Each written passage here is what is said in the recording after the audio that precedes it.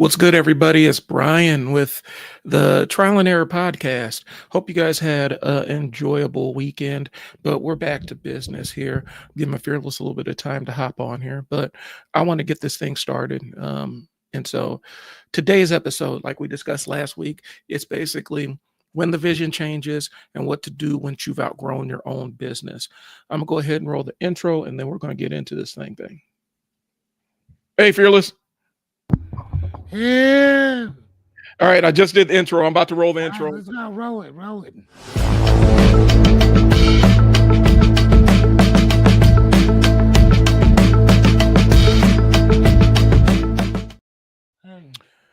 Okay, so today's episode is when the vision changes. And it's really about what to do when your vision for your business no longer aligns with what you want to do. And when you've outgrown the business model you're in. And I'm actually have a working example that I'm working through right now. So the idea is the questions we want you to kind of be pondering as we get into this thing is, have you ever outgrown your goals or your business model? What's something you once wanted that no longer aligns with who you are? And how do you handle growing pains as a leader? And so those are the questions that we're going to start out with.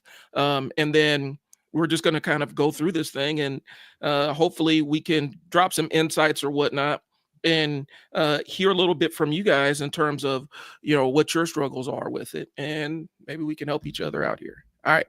Okay. So, hey, before we get started, could you send me kind of like a highlight of what you just said? Because I think I might want to use this for my thing tonight. Because I love how you said that. You started off talking about what we're going to be talking about, the issue with that, and then how we can. Could you send that to me? Yeah. I'm always trying to better. I'm always trying to better the Ask Fearless thing in general. And so if I hear something like that really just makes some sense, it makes me say, you know what? Oh wow, that sounds good. I want to use that. Okay. Do you want it on a text message, email? How do you want it? You can send it as email. It's fine. Okay. I'm gonna take it. I'm gonna cut and paste and put it in my stuff. So now it's mine. Okay.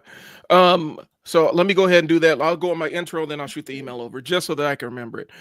My name is Brian. I am an entrepreneur with multiple businesses. I'm a marketing coach. Specifically want to work with business owners who have ADHD and show them the way that I figured my shit out and was able to successfully market and bootstrap 2 businesses and launching a third one. And my program is called the Unstuck Sessions. Really, it's about giving you your first step. It's letting you know what your first step is, and it always starts with the social media audit. You'll see the link in the comments or the show notes. If you want to get started, that's where you reach me. And we figure out where you're stuck at and figure out what the first step is that you need to take. I'm trying to get better with the pitch. No, I got you. It sounds good. I love it. What's going on, everybody? My name is Fearless Cummings. That is my real name. That is not a gimmick. I am a certified life coach, and I work with people with people that are, man, we change it up so often, so frequent. Here's the thing. When's the last time you met 2 aliens in a bar? I'm just messing with you. Doesn't matter what I do. Our job is to help. So wherever you need help at, that's where we're at. Okay. I step forward when I'm needed. I step back when I'm not. That's how that works. Right. But in the meantime, if you have a dream, goal, aspiration, and or problem, I'm the guy to come talk to about it. Yep. Okay. So that's usually how that works. Yep. And Fearless is great at helping you kind of reframe what your current thinking is allow you to kind of visualize what success looks like. Because a lot of times when you're in the weeds, it's very difficult. When you are locked into how am I going to survive this, it becomes very difficult to see what the destination is. And so this is what Fearless specializes in, is helping you reframe and kind of being your light in the woods, your beacon, if you will, that allows you to lock in and figure out what your goals are. Yeah, the 3 things that, if you go to my page, whatever, the 3 things that I kind of focus on is helping people to kind of find what the problem is for the most part, face what the problem is, and then reframe it. Right. And the way that we do that literally is by off top just being honest on what everything is. Because a lot of times, man, we like to tell untruths to Yep. ourselves, right? Yep. And unfortunately, I have written the book on excuses. And you don't have any excuses that I've heard that is so detrimental to your dream goals or aspirations and or problems that cannot be solved with a different perspective. That's all I'm saying. Well, and here's the last piece of it. The thing, we talk about it, and Fearless is meeting his dream goals and aspirations. One of the things we talked about, and we've been talking about it the last couple of episodes, but thing I help Fearless do to get him unstuck is teach him the basics of the streaming stuff. And so Mhm. I'm building actually today I'm gonna be doing some recording and building out. I already started the course, but that's gonna be something that I'll be selling as a digital course that teaches you everything that I taught Fearless and also some basics of marketing. And so that's kind of what we're gonna be doing moving forward. And Fearless has his 100, like where are you at? 100, like we're getting close to 100 days of Yeah. free life coaching every night, 8:30. Y'all got to be clocking in on this one. Oh Because yeah. And I tell people off top, you don't have to. It's okay. Because again, what I tell people is this. For those of you who know, come. Right? Like my job is to help as much as I possibly can. Right? But I tell people this, and I want to make sure I look into the camera as I say it. You don't have to come. You don't have to show up. But that also means that if you know that there's somebody out here helping you for free who's not charging you anything, okay? I don't want to hear about later on that you have something that you wanted to do that you talked yourself out of. I don't want to hear anything about I'm suffering from lack of confidence, lack of self-esteem, lack of clarity, of simplicity. I don't know who I am. I got all kinds of issues going on right now. I don't want to hear a fucking word about any of that. If we've been doing this for almost 100 days and you Yeah. haven't shown up, if you know about it, then you know. If you don't, then hey, that's on me for not making sure that I got out there a little bit easier or better for you. But at this present moment in time, if you have a dream, goal, aspiration, and or problem, right? And I'm not talking about most of the time outside of us. I'm talking about within us. If you have any of these ailments, any of these issues going on, problems with accountability, problems with boundaries with people, problems with confidence, clarity, comparing yourself to other people, the inner chatter, self dialogue that you got going on, lack of experience, and because you have a lack of experience, you consistently keep making excuses for stuff. Mhm. If you had any of those 5 things going on and you have not hit me up or you haven't come to this free thing that we're offering, you don't have any. At least not serious enough that you want to fix it. That's all So I'm saying. so That's a tap in. fact. So tap in. Or not. Yeah, it's a free Or resource out not. there. So what we were talking about, and we were kind of talking about it last week because both Fearless and I have some very specific experience in what happens when the vision changes and what happens when you've outgrown your own business model or you've fallen out of love with your own business model. If you're an entrepreneur and you are driven, because one of the things I need to explain to you is there are lots of entrepreneurs where that wasn't their original goal, it's just something that happened to them. But there's also a lot of entrepreneurs that this was the only thing that was ever going to make sense for their lives. And a lot of times when you're in that second kind of tier of entrepreneurship where it's something that just needed to happen, that was the best course for your life, you can struggle with the lack of vision at the beginning, and you hop on things that seem like a good entry point.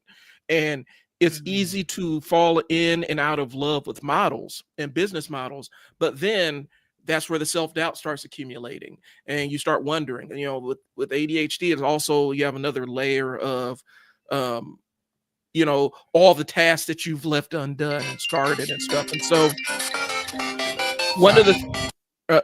one of the things is, y'all, if you're in that second tier where you've tried the work thing, and the only thing that makes sense for you is entrepreneurship, this episode is really specifically for you, because if you've been on the grind like we've been on the grind, you start stuff, you try stuff, and you get the failure on you, and that failure can be an anchor as opposed to a step on a rung on the ladder. And so that's what that's about. My reflection with this is, and I'm not going to get too far into it because I feel like that's going to be a conversation for later on in the episode. But currently, one of my businesses, essentially, what happened was we are a for-profit business. We've been a for-profit business, been in the game for 10 years, and fighting for every penny, if that makes sense, and grinding for every penny. We've done the client-funded acquisition model, and it's been pretty successful. I'll explain that on a marketing stream. But what y'all need to know is this: we've been running this for-profit business, and really, it's truly a nonprofit model, if that makes sense. We've been running a nonprofit as a for-profit business, and the misalignment has created a lot of struggle. And so we're in the process of realigning what that looks like. And, there's going to be some pains that go along with it, but it's going to give us a little bit more clarity on what our end goal is. But it's been hard because when you've been doing something for 10 years, it ends up becoming your baby. And a lot of times as humans, we fall in love with ideas and not results. We fall in love with ideas and not results. And so the idea is great.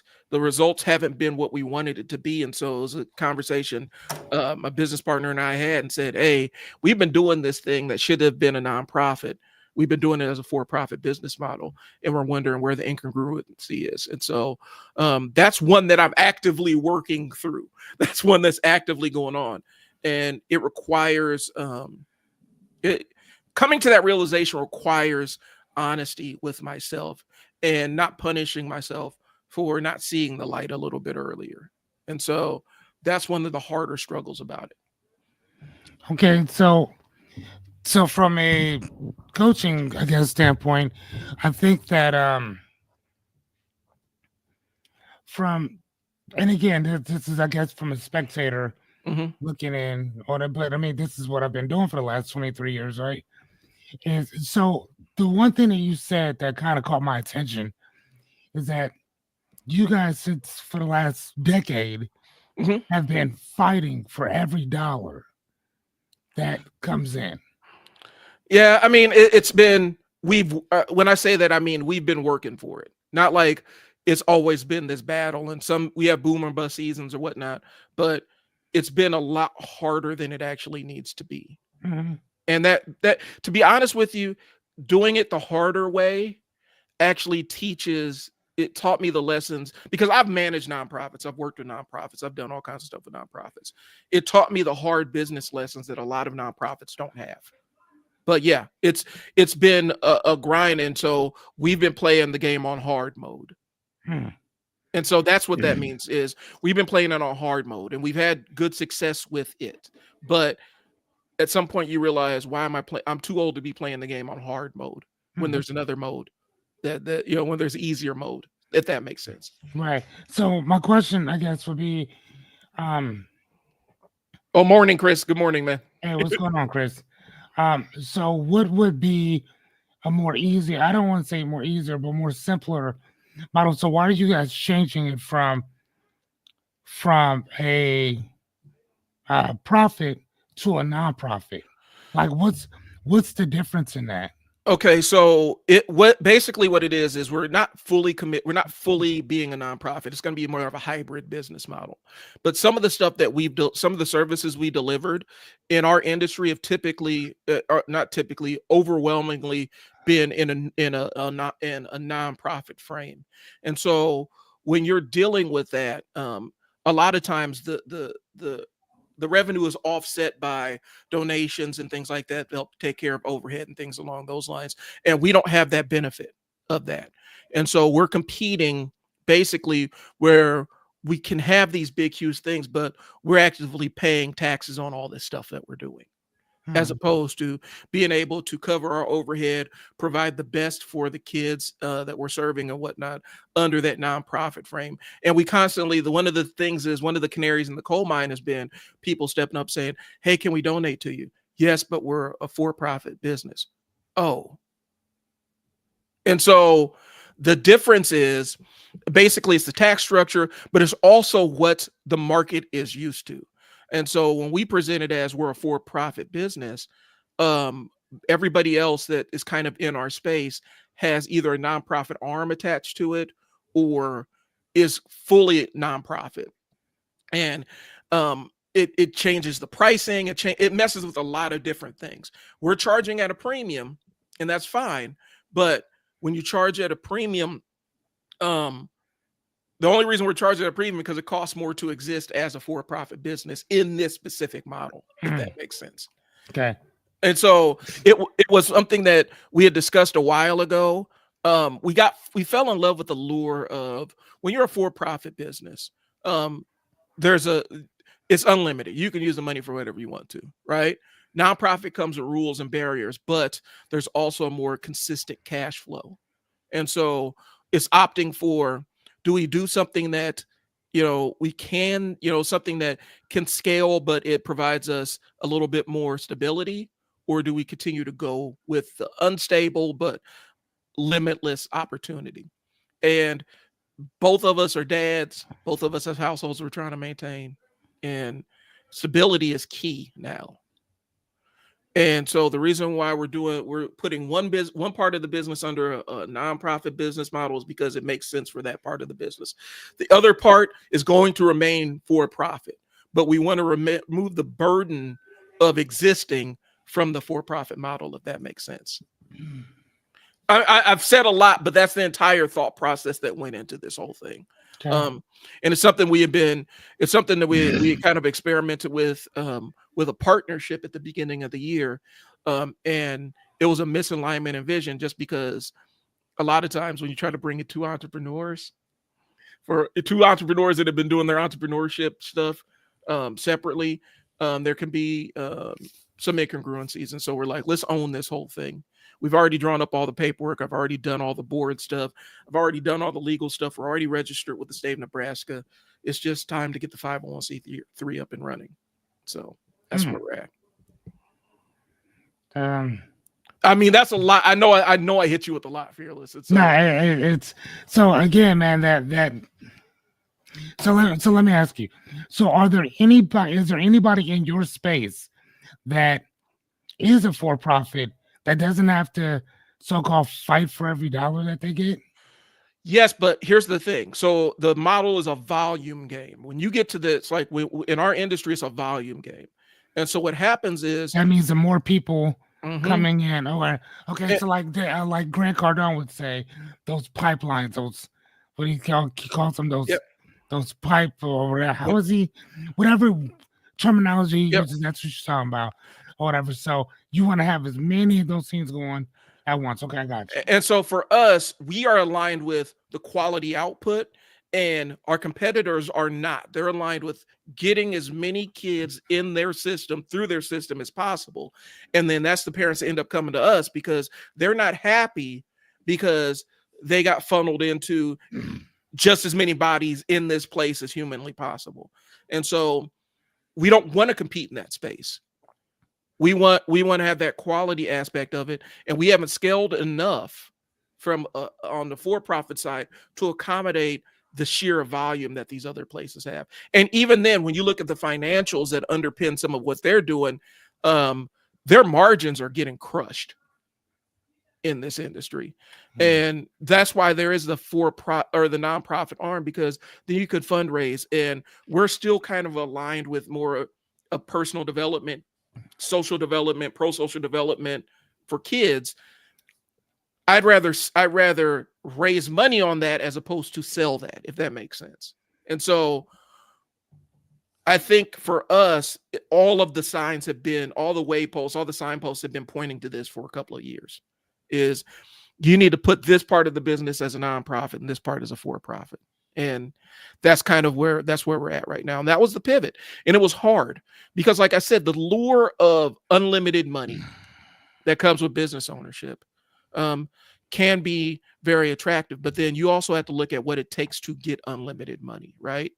You have to have the capacity to handle unlimited money, because unlimited money also means unlimited refunds, unlimited chargebacks, unlimited bad will if you aren't able to meet the needs of the people that are giving you your money or paying you for your services. So these are all considerations that went into this whole thing. And we rather keep the for-profit slim and easy to manage and locked in on a very specific client avatar, and the nonprofit more expansive and open to a bigger pool of people. That's the thinking behind it. And so that's kind of what we've had that conversation. And so it was a hard decision, man, because we have to, like I said, what Stephen King say, sometimes you have to kill you. Sometimes you have to kill your favorites. Like when he's writing his books, you got to kill the babies. And so a lot of times it's, you have a great idea, but the wrong vehicle for that idea. So I like that. Okay. And so that's kind of what the letting go for us has been. But I have other stories about that letting go. And that's kind of what we're talking about. It's the struggle. Like, it's taken 10 years to reach this point, man. That's crazy, right? It is. But it hasn't been a fight of 10 years. It's been great seasons of 10 years and some seasons that haven't been so great. And so the idea is, the pivot is so that we can limit the number of those bad seasons. So anyway, and like I said, it was coming to that decision. And so go ahead. So can I say, or can I put words in your mouth to say that you guys want a new norm? Yeah. Okay. Yeah, we want to change our normal a little bit, and really it allows us. Not a little bit. You guys want to change it quite a bit. Yeah, well, it's still, the day-to-day operations aren't going to change, except my activities go from marketing to fundraising. And marketing and fundraising still go hand in hand. Writing a grant is really just writing a long-form ad. And so there are lots of similarities. My activities change during the day, but the function of the business kind of remains the same. Okay. The best nonprofits I've ever interacted with or worked for are still managed like businesses. So that's a long-winded way of saying, yeah, this is something I'm actively living through right now. Gotcha. So, and that's the struggle. Like I said, when is it necessary to stop holding on to an outdated vision, Fearless? What do you think the breaking point or the tipping point is where it's necessary to stop holding on to a vision for you? What's the benchmark for you? So I think some people would think that it's probably like when things are not fun anymore. But I think that's a very juvenile way of looking at things. Because even doing something that you love to do isn't going to seem fun all the time.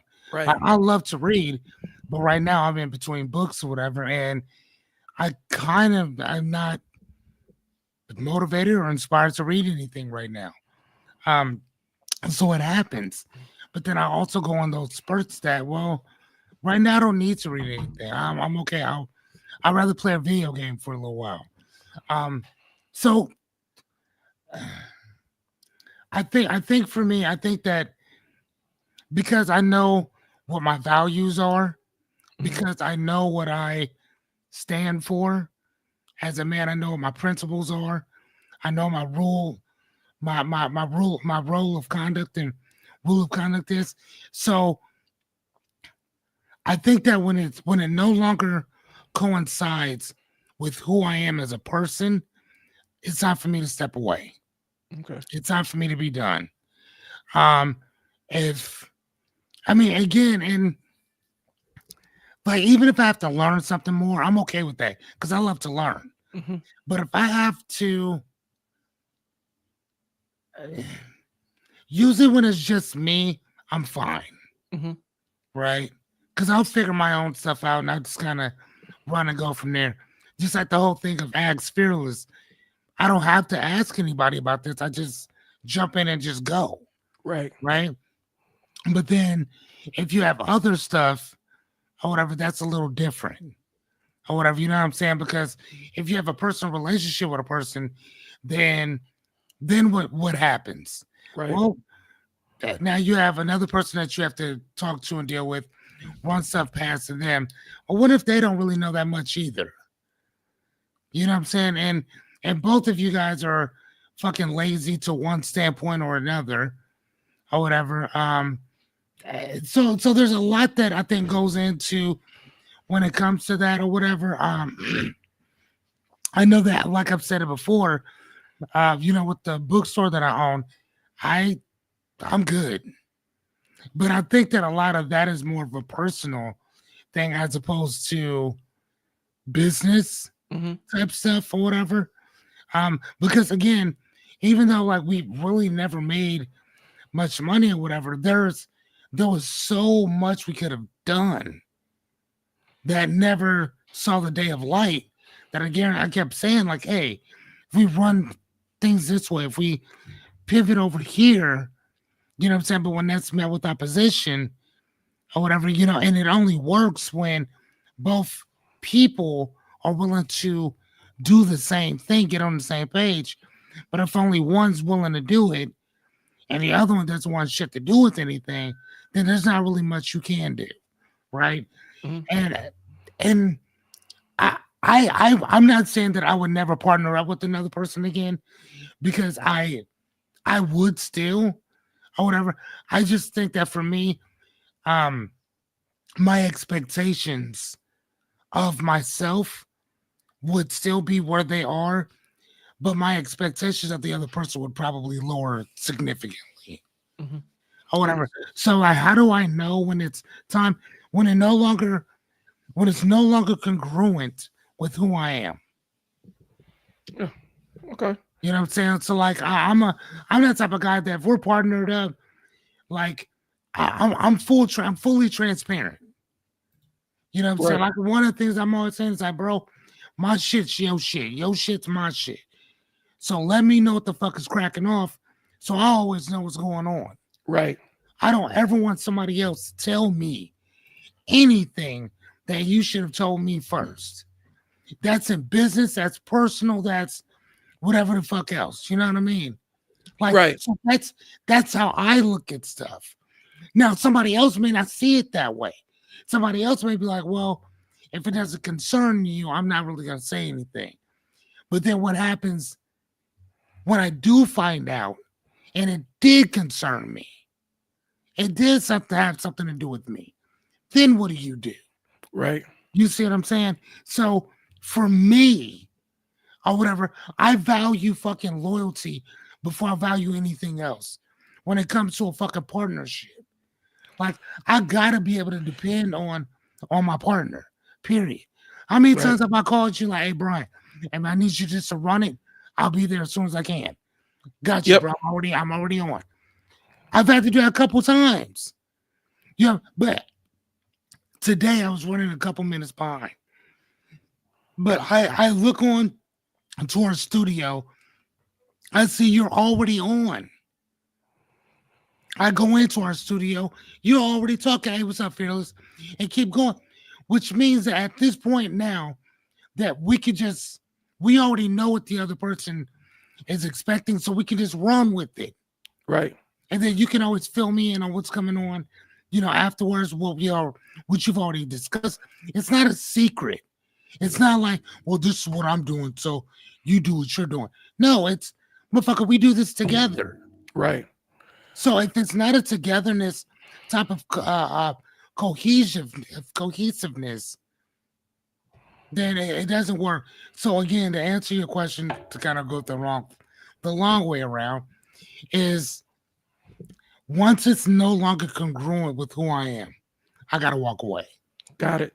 Kind of a misalignment when your purposes don't align anymore. It's a misalignment of purposes. Yeah, And a lot of times, yes. um, you But know, if you don't mind me go ahead. kind of interjecting, not interjecting, but Go ahead. adding just a little bit to that, Not only with the purpose, but again, you need to understand, like I said before, who you are. You see Right. what I'm saying? Like you got to understand who you are, because sometimes what happens is that we think we know shit and we don't. You know Right. what I'm saying? We think, oh, I know what things are gonna be. No, you don't. You don't know anything quite yet until you can actually sit down and look at the type of man that you are. For me, like I gotta be able to see it. I gotta be Right. able to read it. Right. So if I need to add something, subtract something, oh, you know what? This doesn't really fit for me anymore. Take that out or add on to that. That's what I do. And as a coach, that's what I teach. So if I teach this stuff, if I Q&A this stuff, if I train people on this stuff, why the fuck would I not be doing it myself? Right. So you know what I'm saying? So Right. if I'm partnered up with you, again, that's everything that I do for the most part. It's going to be transparent, especially if it refers or um has anything to do with you, partner, friend, whatever. You put it out there, you move from there or whatever. But it's once it no longer it's not no longer a part of my values anymore. Once it's no longer a part of my constitution or my principles anymore, my rules and regulations that empower my principles, I'm fucking out. Gotcha. That's where I'll leave it at.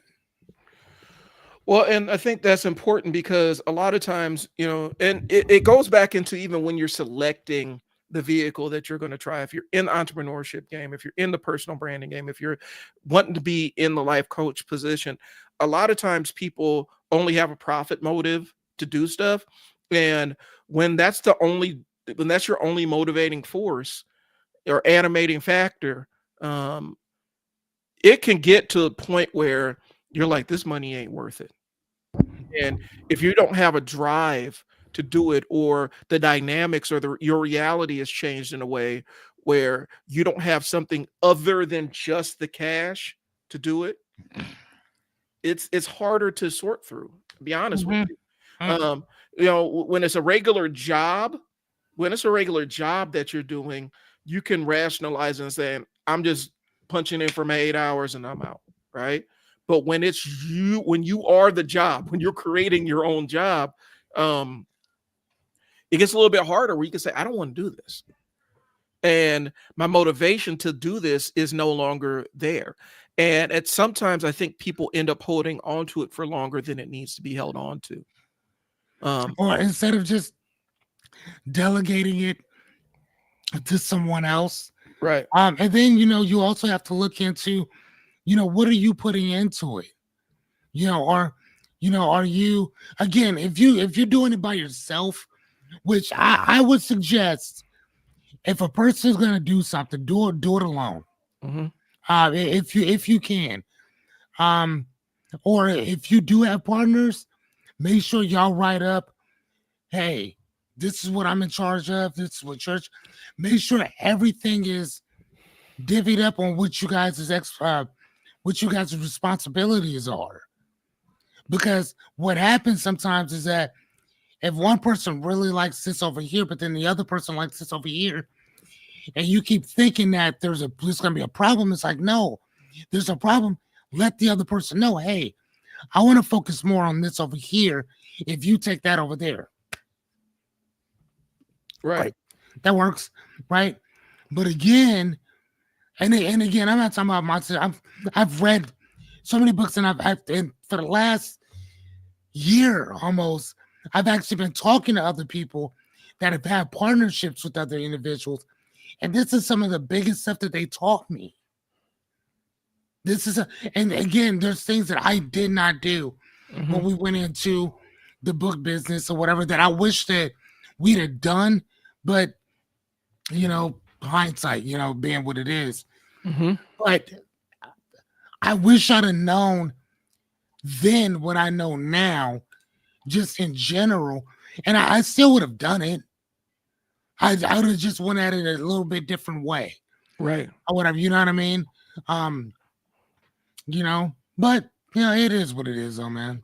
And that's one of the things is being comfortable enough to admit that to yourself. Yes, yes, yes, yes. Um, I think a lot of times, we are very good at bullshitting or deluding ourselves because it's more comfortable to stay in that delusion. Uh-huh. Some people would rather exist in a comfortable delusion than an uncomfortable reality. And so, um, I think I would be. What would I be? So if the comfortable delusion and the uncomfortable reality, how would that work for me? Because I don't mind living in the uncomfortable reality. right. Like, matter of fact, I'm okay with that. Or whatever. So when they say I would be the latter of the two, would that would be at the top, right? Right, I think So then so. what would I be then? The I don't person who know. doesn't mind looking at the shitness of reality. I mean, that's I don't know if it's real. It's almost pragmatism, where you kind of see Very pragmatic, yes. where you see, you know, oh come on, man. So, What's going on, bro? we're getting hit up with bullshit ads from yeah, from Twitch?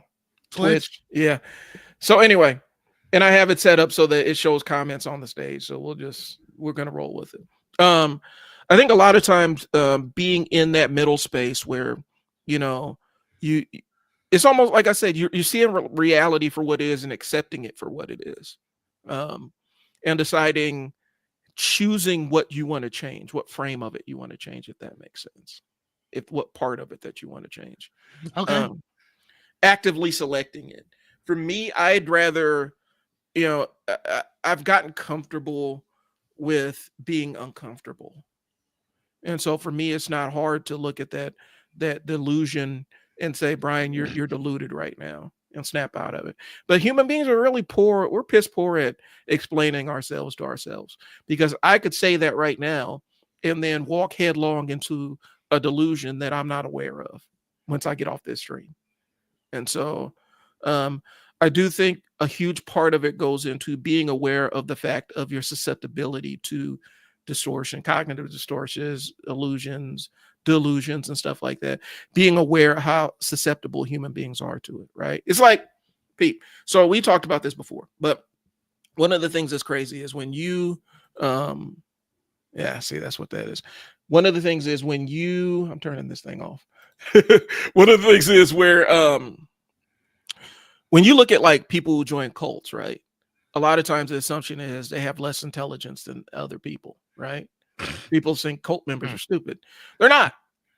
They have what is considered intelligence, average intelligence to above average intelligence.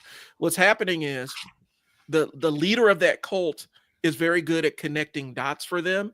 And a lot of times what we consider as intelligence, like when we look at like IQs and stuff like that, a lot of that is just pattern recognition, how good and how quickly we can recognize patterns. And the reason why they're susceptible to like this cult like thinking is because they have an overactive pattern recognition system in their brain. And when they encounter somebody who's able to connect these dots for them, whether the dots really make sense or not, they're saying, oh, I need to follow this person. And so even though that they're intelligent people, a lot of intelligent people get drawn into charismatic people that can connect the dots. And so we are all susceptible to this stuff. Yep. We're all susceptible to magical thinking. We're all susceptible to it, but some people are more aware of their susceptibility. And I think those are the ones that end up having the advantage in life, when you are able to see, I am bullshitting myself, and able to take the steps forward to stop doing it. That's my take. Okay, yeah, I didn't really think about that. Like cultish type behaviors, which is really funny because my little brother, we were talking. He talks to me about is his name Marshall McClellan? Oh, What is it? Hold on. Got on. Let me see.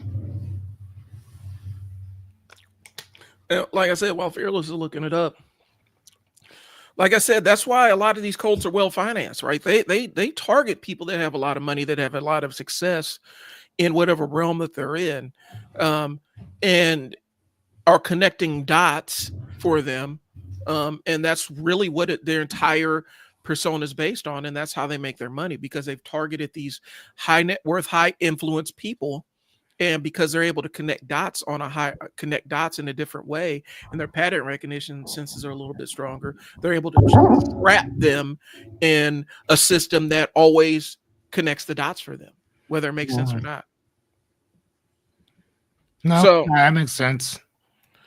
and so that, and that's what it is. Like I said, I think the first step is realizing, and it goes back to what we're talking about, it's realizing that you've been kind of living in a world that's not real or not realistic, and being comfortable with stepping out of that. That's a hard thing. That's a very hard thing. All right, say that again. Realizing that you're living in a world that isn't real, and stepping out of that and dealing with the discomfort that comes from the incongruency of what you're seeing versus what's really happening. That's a hard thing to do. It's a very difficult step, but it is a first step. And so when we talk about when this business or this business model, or sometimes even when this job no longer serves me, when this relationship no longer serves me, a lot of times people don't want to they don't want to deal with that uncomfortable. They don't want to deal with that incongruency, but they end up anchoring themselves to something that is slowly destroying them, and destroying their outcomes, and destroying their progress. Like I said, it took us 10 years to figure this shit out, you know? And so I think it is just being real with oneself. It is a trait, is a value. And sometimes I think we talk about this all the time. We talk about self-belief and, really having high self-esteem and stuff. But a lot of times people mistake having high self-esteem for never questioning what you do.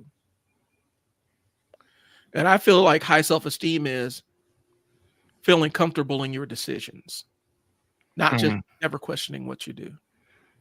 Right. I mean, yeah, if you look at Kanye West, I mean, he has very high self-esteem. Right. But because he puts the stuff out, I mean, he doesn't over question it. I mean, but at the same time, though, if you look at somebody like Dr. Dre, on the other hand, Dr. Dre questions everything he does or whatever. Hence, that's the reason why you don't hear or see a lot of his work out there, because he questions everything. And even like before signing Kendrick Lamar, TDE told him, Dr. Dre, that is, that you're not going to shelf him. So you got exactly this amount of time to put this album out. Otherwise, the contract's void. Because they've seen Dr. Dre do this for years with people. Years with people. Because he's such a perfectionist. If it doesn't sound right, if it's not this, if it's not that, he'll just shelf it and move on to something else, and then later come back to it. Well, it's that artist conundrum, because a lot of times what artists do is, especially a recording artist, but a lot of times they'll sit there and they're going to want to top their last thing, as opposed to looking at every project in isolation. They want to top the last thing that they did, especially if they had a lot of success. And so for Dre is, still trying to top the Chronic albums, right? And so in it, and I don't know him personally, so this is all conjecture, y'all. But that's why there is such a large gap between. Whereas when Prince was alive, and we already showed the thing with Prince or whatnot, but Prince's work ethic was leave all the mistakes in and just push it. Yeah. But he also has a vault of music where he could drop an album every year for the next 50 or 60 years and still not run out of material. And so he created it, he shipped it, but then he's like, nah, this doesn't fit the vibe I'm going for. And so he stored it. But he created so much stuff that he didn't have to worry about the perfectionism side of it. And some of his biggest hits had mistakes in them. And so those are two different mentalities. And I think a lot of us, here's the thing, and this is where we're going to get real, because it's going to piss somebody off. I don't care. A lot of times people who haven't created shit are still perfectionists. Mm-hmm. They ain't built shit. They haven't done shit. They haven't done anything. They haven't created anything, but they still hold on to being a perfectionist. It's ridiculous. It's the stupidest thing in the world. A lot of times people say they worry about how well they're going to view us and how they're going to look at us, whoop-de-woo, this, that, and the third. You ain't created anything. You have no frame of reference whatsoever. None. Zero. No frame of reference to compare this thing that you're attempting to what the perfected copy of this is, but you're still trying to perfect it before you've even released the first one. It's the most ridiculous thing in the world, and people do it every single day. Right now, on the replay, if somebody's watching this, if you see the clip, one of you is doing it right now, where you are you're trying to be a perfectionist about something you haven't even done once. And here's the thing, and let me add this into what you just said, because I love that. Another thing, stop saying that you're failing. Yeah. Don't. You're not even a failure yet, because you have nothing to compare your successes to. Right. I mean, all it is experimentation. What's working versus what's not. But being that you haven't even done anything, you don't even get to say what worked and what didn't work, because you haven't done anything yet. You haven't earned the right to call yourself. You haven't earned the right to. That's a fucking bar. Oh, please. I got to write that down. I'm sorry. That's all right. Please. Oh, please. And I'll repeat it. You haven't earned the right to call yourself a failure. And a lot of times people get caught up in this analytic phase where, I just want to do it right and it needs to be perfect, or I need to lose 20 pounds, or I need to get the right camera equipment, or I need to do X, Y, and Z. And they never do it. And then 10, 20 years from now, they're talking about, well, if I could have done it, Listen, man, Fearless, this nonprofit thing, me and my partner have been talking about this nonprofit thing for 5 years. We just started doing it last year and getting the pieces in place. And so, yeah, we haven't had the right to call ourselves failures at doing it because we haven't done it yet up until now. And so a lot of times people get hung up on that beginning stage. Again, we talked about it a couple episodes ago. You are comparing your outtakes to somebody's highlights. Mm-hmm. Fearless and I have talked about it with the Mr. Beast thing, right?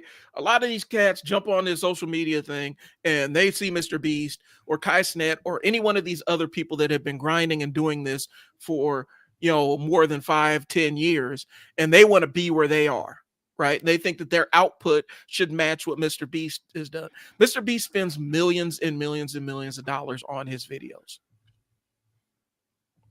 Even if you had the money that he had to spend millions and millions of dollars, you're not going to get the same outcomes.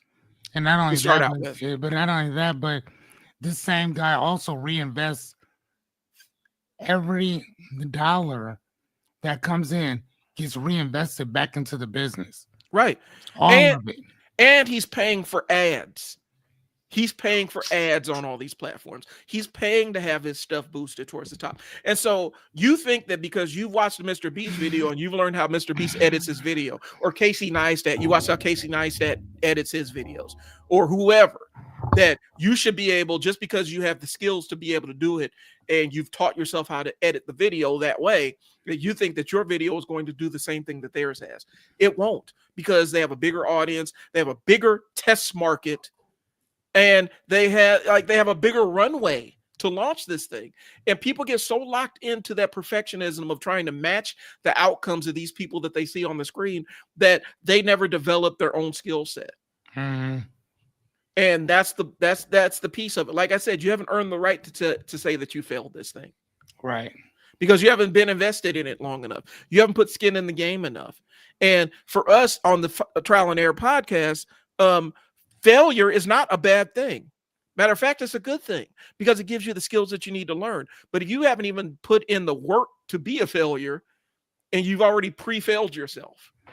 Yeah, I mean, technically it's not even pre-failure. I mean, again, though, I love how you said that. I'm gonna keep saying that from now on.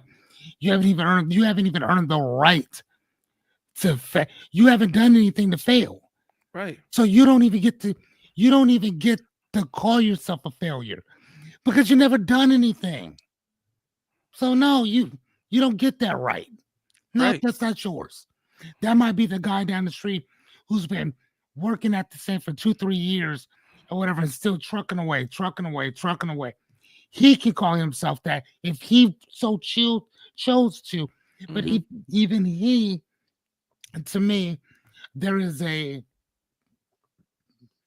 there's a dichotomy that Right. comes with failure. The dichotomy is success. Right. You cannot have one without the other. Every company, I don't give a shit who it is, where they're from, they will one day meet their end.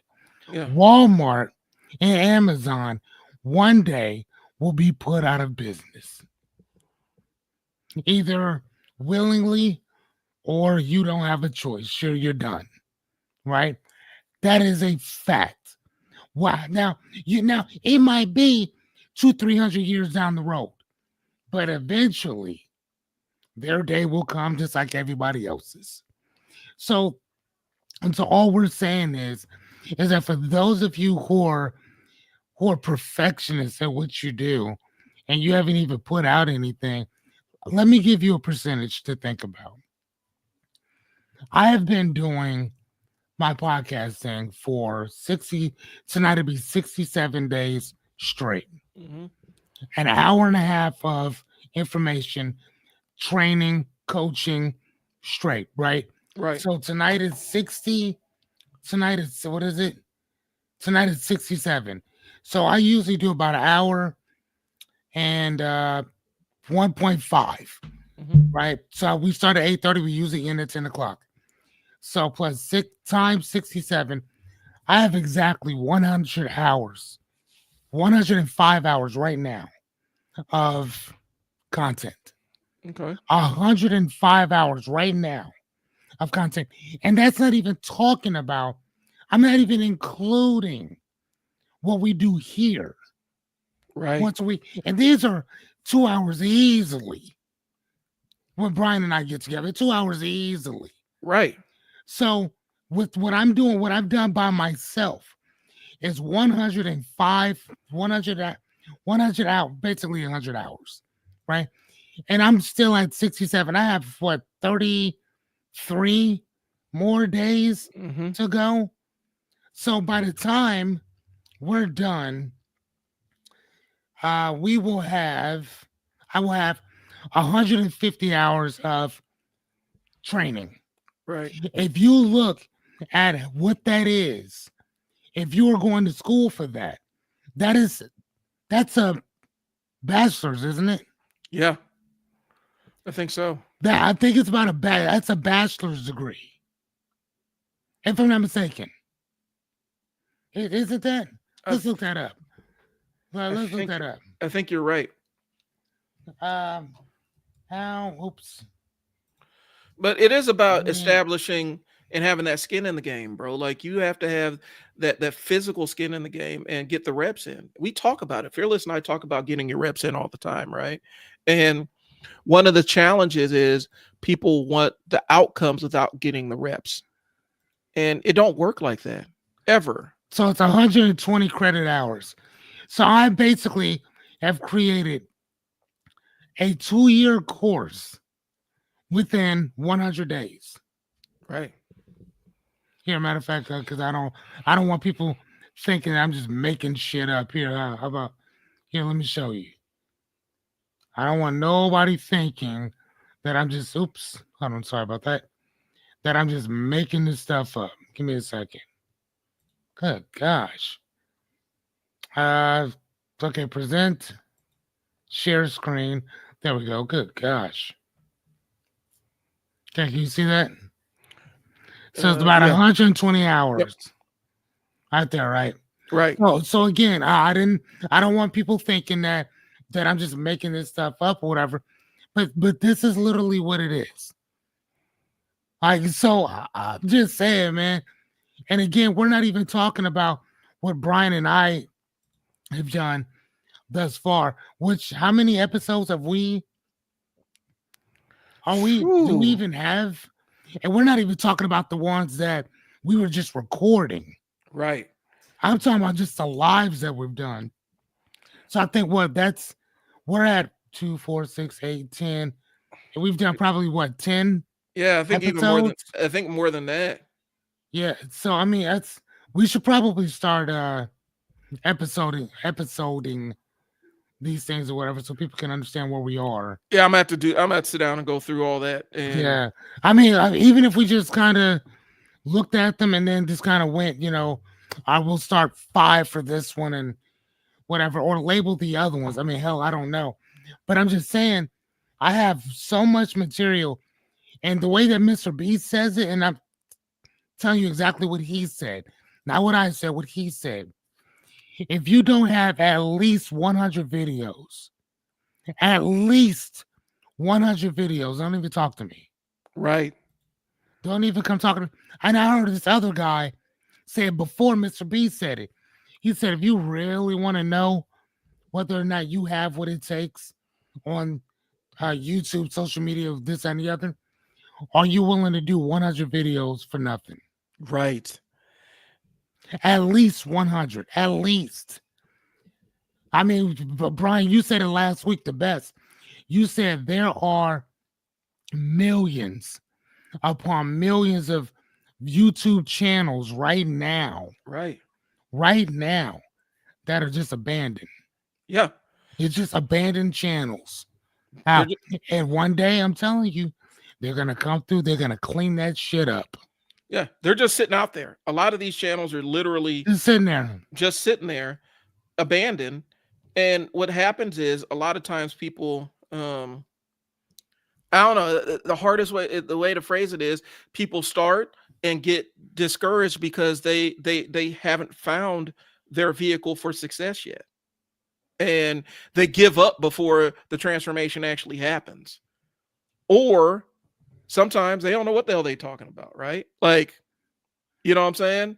And they aren't real with themselves about how this thing is supposed to work, and they end up discouraging themselves. Like I said, it's very interesting to watch how people will start, and it's almost like an archive. Like you go back and look, right? Like you go back and look. It's an archive, it's a graveyard of ideas. You could see where they start out energetically, and slowly over time they start kind of clocking out. Hmm. um Hmm. it was really an interesting thing to see. They start slowly over time, and then you can slowly start seeing as the grind of it and all that other stuff comes down. um they end up giving it away. They end up quitting. They end up saying, yeah, this isn't my vision, or this is not what I want to do anymore. And it's a sad thing to see, because some of these people really do have potential. They had a really unique voice. They were on the right trajectory. They hadn't been in the game long enough to find their audience. Sometimes your audience comes just because YouTube changes the algorithm Hmm. and starts steering, that YouTube realigns their priorities, and that stuff starts coming to you. Mm-hmm. And so sometimes it's just playing the long game and really truly committing to this thing. Um, like I said, man, I think when we go back and look at this and look at all these abandoned channels, and I even have a couple of abandoned channels, um, you can just see the evolution of they had the vision and then the vision escaped them. Yep. And I, so, I ain't gonna lie to you, man. I think that with the emergence of Chat GPT, like if man, this right here, I read this book once. I think it was called Curious, and it's either Curious or this other book that I read, and it was talking about how the internet's gonna do one or two things. It's gonna make smart people smarter, and it's gonna make dumb people dumber. mhm, Off top, and with so many people, like with the emergence of Chat GPT, it helps people like me be able to think more clear, and I'm able to take all of this stuff that I have in my head and put it somewhere, and where it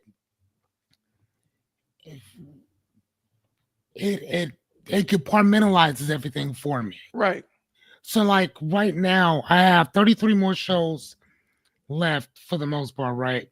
Hmm. Bro, if I were to tell you how many um things that I have so many different presentations left in general that I have again, doing whether I like doing YouTube or not, I love to present.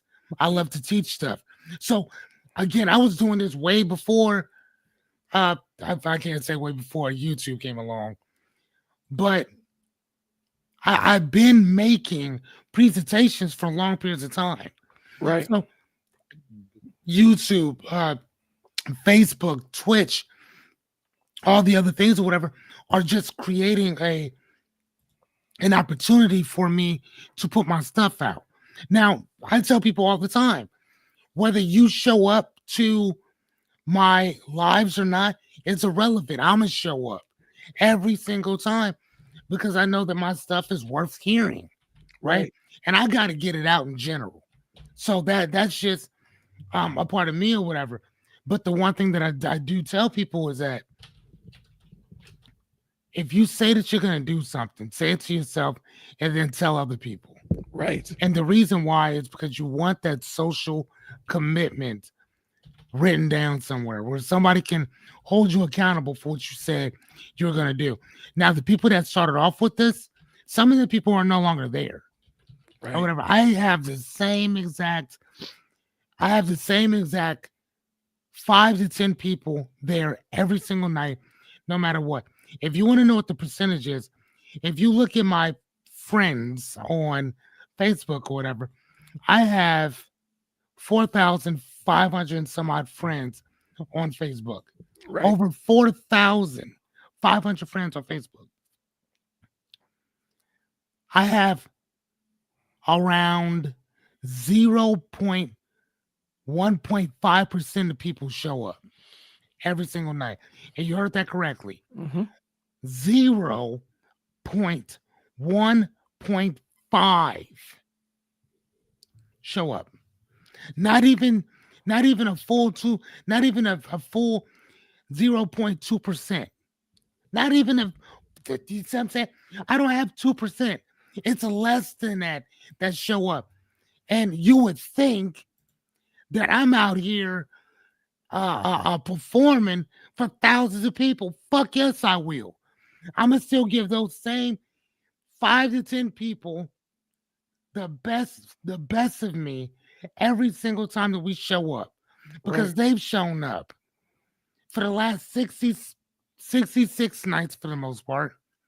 They've been riding with me every single day with me. Why would I not give them my best every single time that we show up? Why would I not ask them questions? Why would I not want to know what's going on in their personal lives? Why would I not? We spent all this time together. I want to know what's going on with you. I want to know if these tools, strategies, and these reframinations are working. I want to know. You Well, know, I want to know that. well, and we talked about it too, fearless. The thing is, your repetition is actually educating the algorithm. And as you educate the algorithm, it will show the your streams to more and more people, and then give more and more people on your list an opportunity to opt in or opt out. And so the repetitions are important. It's not just coming out and delivering superior content all the time. Um, Eventually, over a long enough horizon, the superior content is going to win out. But all the way up until that point, it's who's in the game the longest. You could have amazing content and just never reach the part where you need to reach to be sustainable and walk away. Um, I got a good example. So there's a YouTuber I follow called Innuendo Studios, and I love his videos. I love his content. I think it's some of the best researched stuff I've seen in a long time. But he even dropped a video talking about he's stepping away from YouTube because it's not a viable thing. This man has hundreds of thousands of subscribers, but the ad revenue hasn't really generated enough for him because he's in a political space. And a lot of people that are in the political space have to do other things to make money on YouTube because there's not a lot of ads that they can serve up. A lot of A lot of the ad people don't want their ads attached to political things. And so that's one barrier. But then there's other frameworks that, I don't know what his system was, but he's either has or hasn't done to offset that. I've seen other people that are kind of in a similar space talk about how that they've had to make it sustainable by mixing in like cultural analysis and breaking down movies and music and stuff, because that's the thing that drives the audience. And then they sprinkle in the politics stuff around the edges. And so, Okay. but he still has, to me, some of the best content I've seen. But because, the vehicle wasn't right or the delivery model wasn't right, it wasn't making ends meet for him, and he is struggling. And so, again, a lot of times it's about your staying power. He's been doing this. Shoot, I think his channel's like 11 years old. And so he was able to get what he wanted out there, but it wasn't packaged in a way that made it sustainable. And so sometimes it's making that tweak or finding that adjustment to make it sustainable. One of the things he's talking about in the video where he's kind of saying he's hanging it up for right now and putting our channel on hiatus is he's like, what can I even put on a resume as a content creator? And in my mind, I'm like, you can put that on a resume. That puts you in this new age, that puts you at the head of a lot of people's marketing department. Yes, it does. Yes, it does. But where he's at mentally, I don't know if that insight would benefit him, because or if he's even seeing it from that standpoint, right? And so, superior content, but the vehicle wasn't right. The delivery vehicle wasn't right. And so, that's what it is. So it all says this. And a couple of takeaways from this section. You ain't earned the right to call yourself a failure yet. Stop trying to be so damn perfect and just get it done. Those are the big, huge takeaways. And sometimes you have the idea, the right vehicle, but not the right delivery method, or vice versa. And so you have the right vehicle, but the wrong driver, or the right driver, but the wrong vehicle. Yeah, that part. And so it could go either way. And so you have to spend some time being uncomfortable with the reality you're experiencing versus the reality you want, so that you can come to that conclusion and say, maybe I've never driven a stick shift before. Maybe I shouldn't buy a car with a manual transmission. That would be dumb unless I feel like learning how to drive a stick shift well. That wouldn't make any sense. So anyway, evolving, and that's really what this is. The idea of this podcast is supposed to be transformational, right? You're supposed to be able to start the process of that transformation. And for what we call it is kind of evolving your brand, evolving your mentality, evolving to the place that you want to be, right? Okay. A lot of times, the notes say evolving your brand without losing your audience.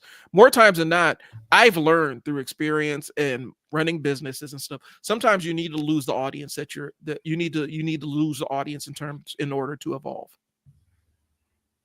You need to lose the market that you're serving in order to evolve and grow to the next stage, because the market is not serving you. The audience isn't serving you.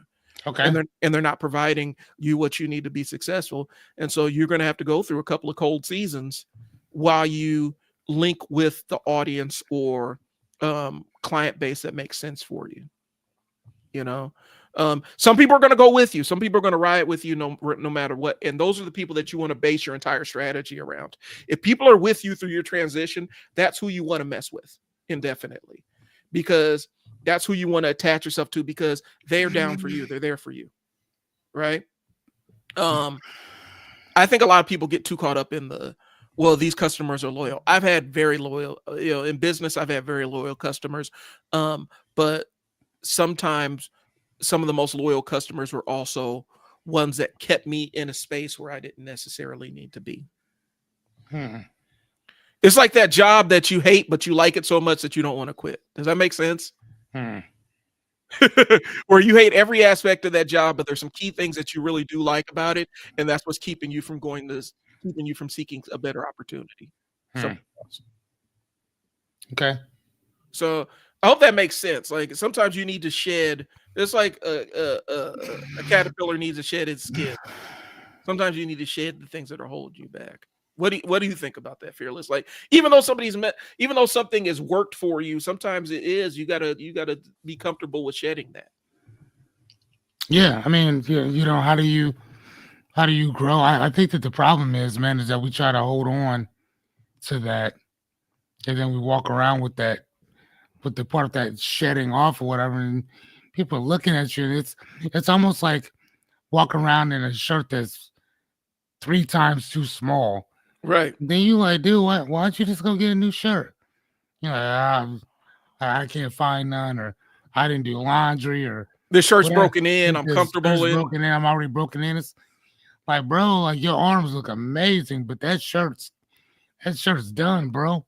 Right. And I think that that's kind of what happens is that we just tend to just stay stuck in that proverbial rut, and we Mhm. don't move forward because we think that number one, it's scary to move forward, which a lot of people don't want to do that.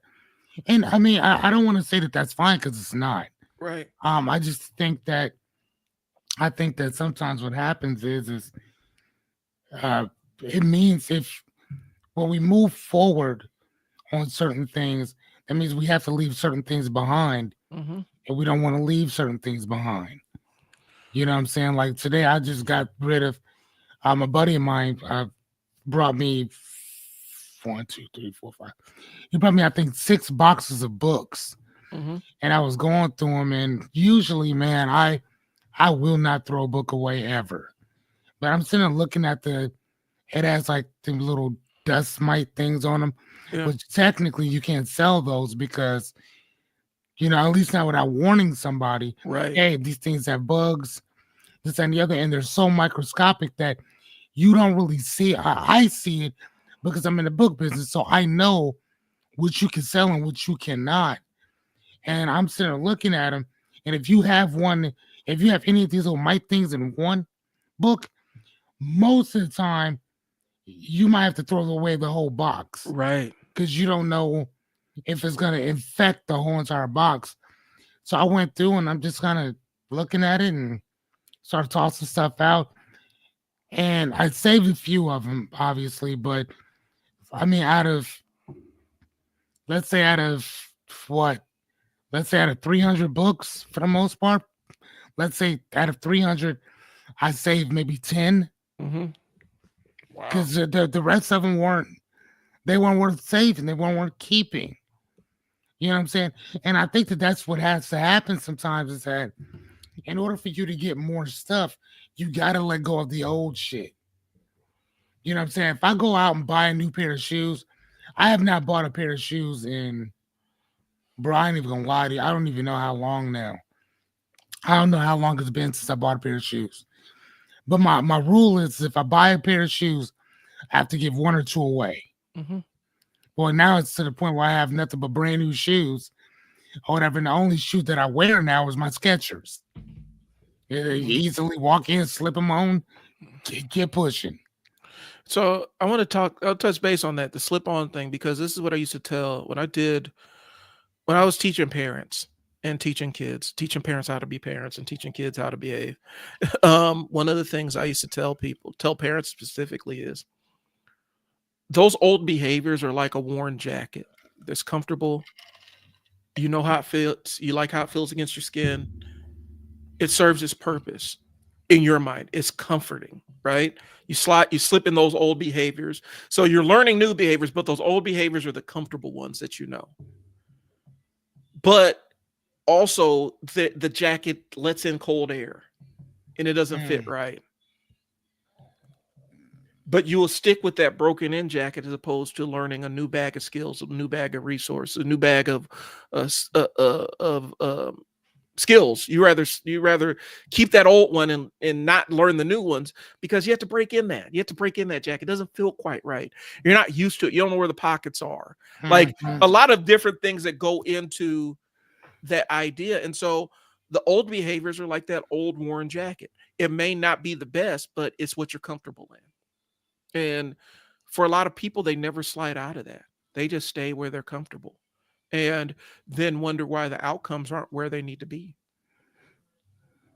So I think we it crosses over into business, it crosses over into relationships. We stick with things that don't serve us just because it's a comfortable place to be. Hmm. Yeah. And being able to discard things. You had to discard books. You love books, but you had to discard them because if you brought them in the house, it could destroy all the other books that you have. So then Hmm. things had to go. No, yeah, for sure. I didn't. Matter of fact, even the ones that I kept are in the garage. They're not in here with everything else. But no, and that's kind of the thing, man. Is that you have to. One of the things that I teach people at night, man, is the 5 things that we talk about is boundaries. So one of the things is boundaries, man. Your boundaries are not just for people outside of you.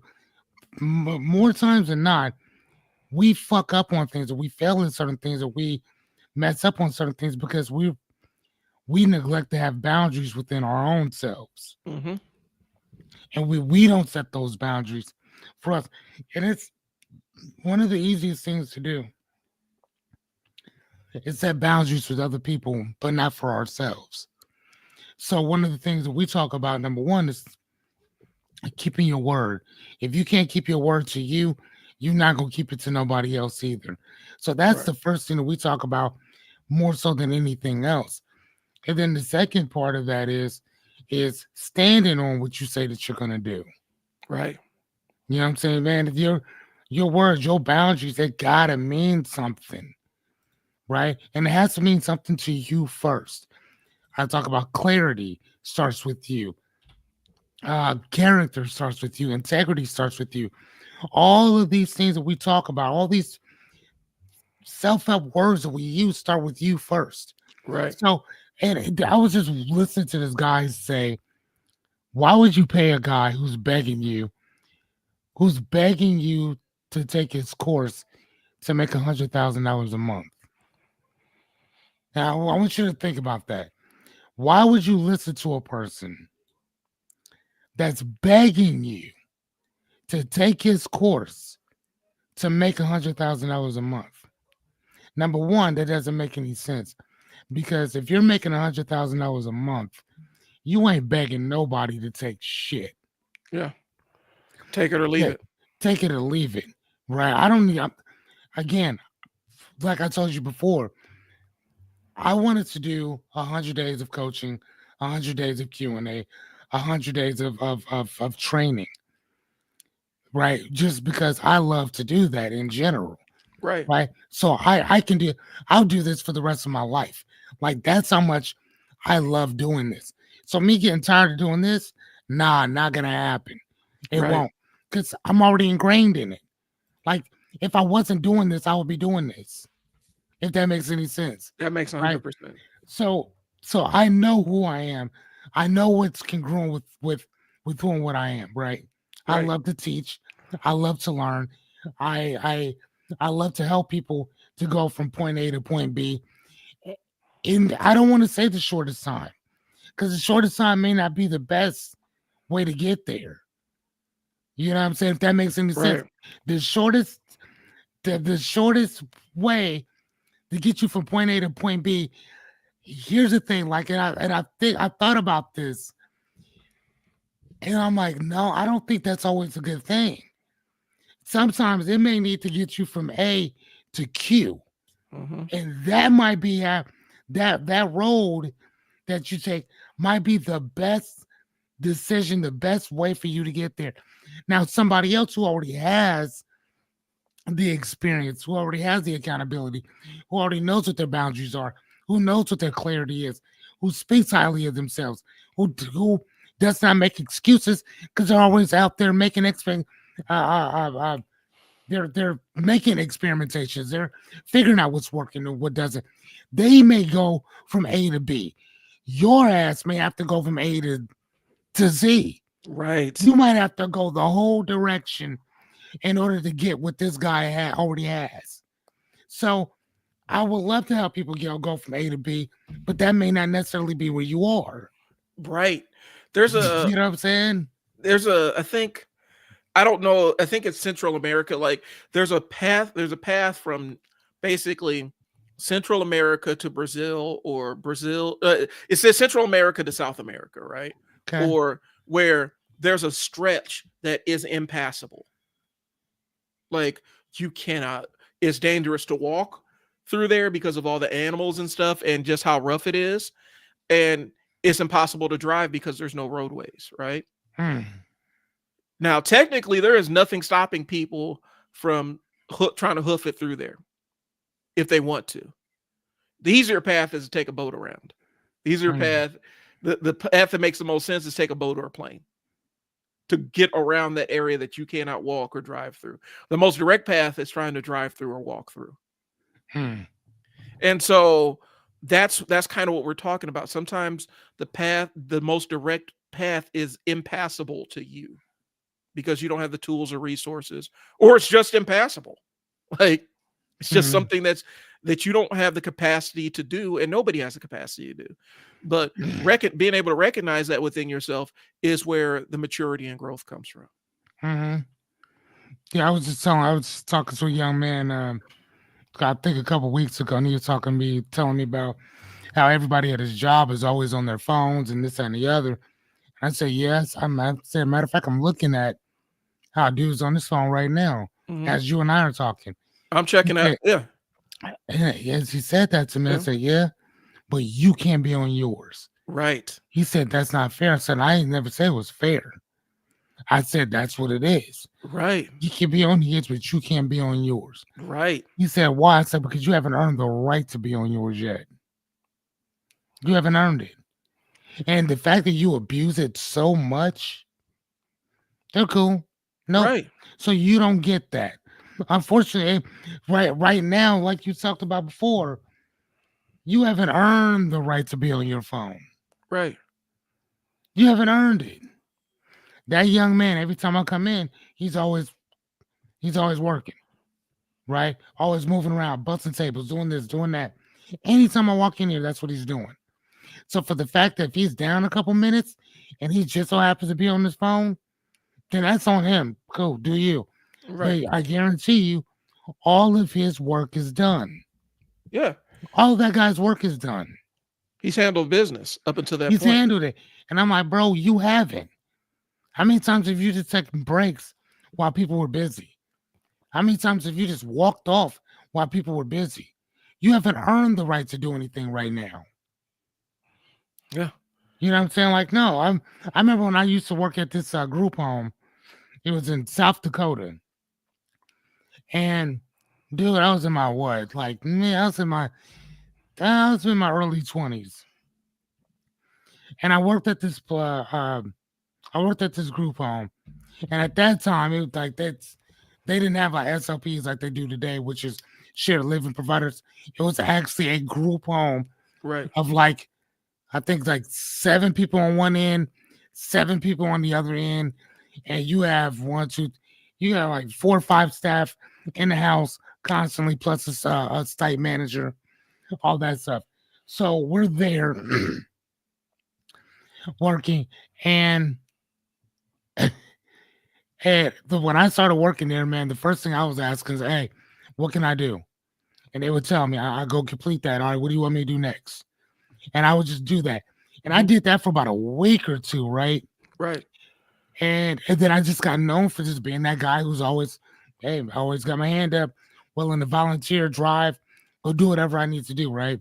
Hmm. So I think it was a month or two in for me working there, and we had some brand new people come in, and one of the ladies who'd been there for a couple years by this point, she's like, dude, she said, man, I wish these motherfuckers was like fearless when he came in. She was like, dude, this man did everything. He was never sitting down. He was never doing this. I was always, hey, what do you want me to do next? What do you want Hmm. me to do next? Well, what do you need help with? Who do I need to go work with? Who do I need? Whose diaper needs to be changed? Who needs a shower? That I was just Right. right as soon as I got there. So I made that reputation for myself as being that person who's always willing to go above and beyond constantly. Well, you Right. earned it. And I earned that, but I earned it by doing the work. Right. I So earned it by doing the work. I got a group home story. So When I first started working at BT, I was with a couple, and we were all, it was an all black couple. I was the black assistant, they were the black family teacher. So invariably, that our means we kind of have the eye on us, right? And so I used to try. That's crazy that Boy Sound is like that. It is. Well, back then, this is early 2000s, right? And Mm. so, and I still think that to a degree it is, just because this is just my conjecture, because the environment they're trying to emulate is a white suburb, and a black couple, you still do have an eye on you, regardless of whether they try to make it more equitable or not. That's still present in the thing. Anyway, so we have all the eyes on us, right? And so I was still early on the job, and so I'm just kind of emulating the things that I see the family teachers do, right? I'm still really early in it. And I'm gonna just tell you up front, the moral is, at the time I hadn't earned the ability to do any of that stuff through repetition. But it was a Sunday. The kids are kind of just doing their own thing. There's nothing really going on. And so I've seen that family teacher sit down in the chair in kind of the foyer kind of area where you have the entryway, everything's visible, right? I've seen him sit down with the magazine and just kind of start flipping pages, right? And so I'm like, nothing's going on. The kids are all doing their thing.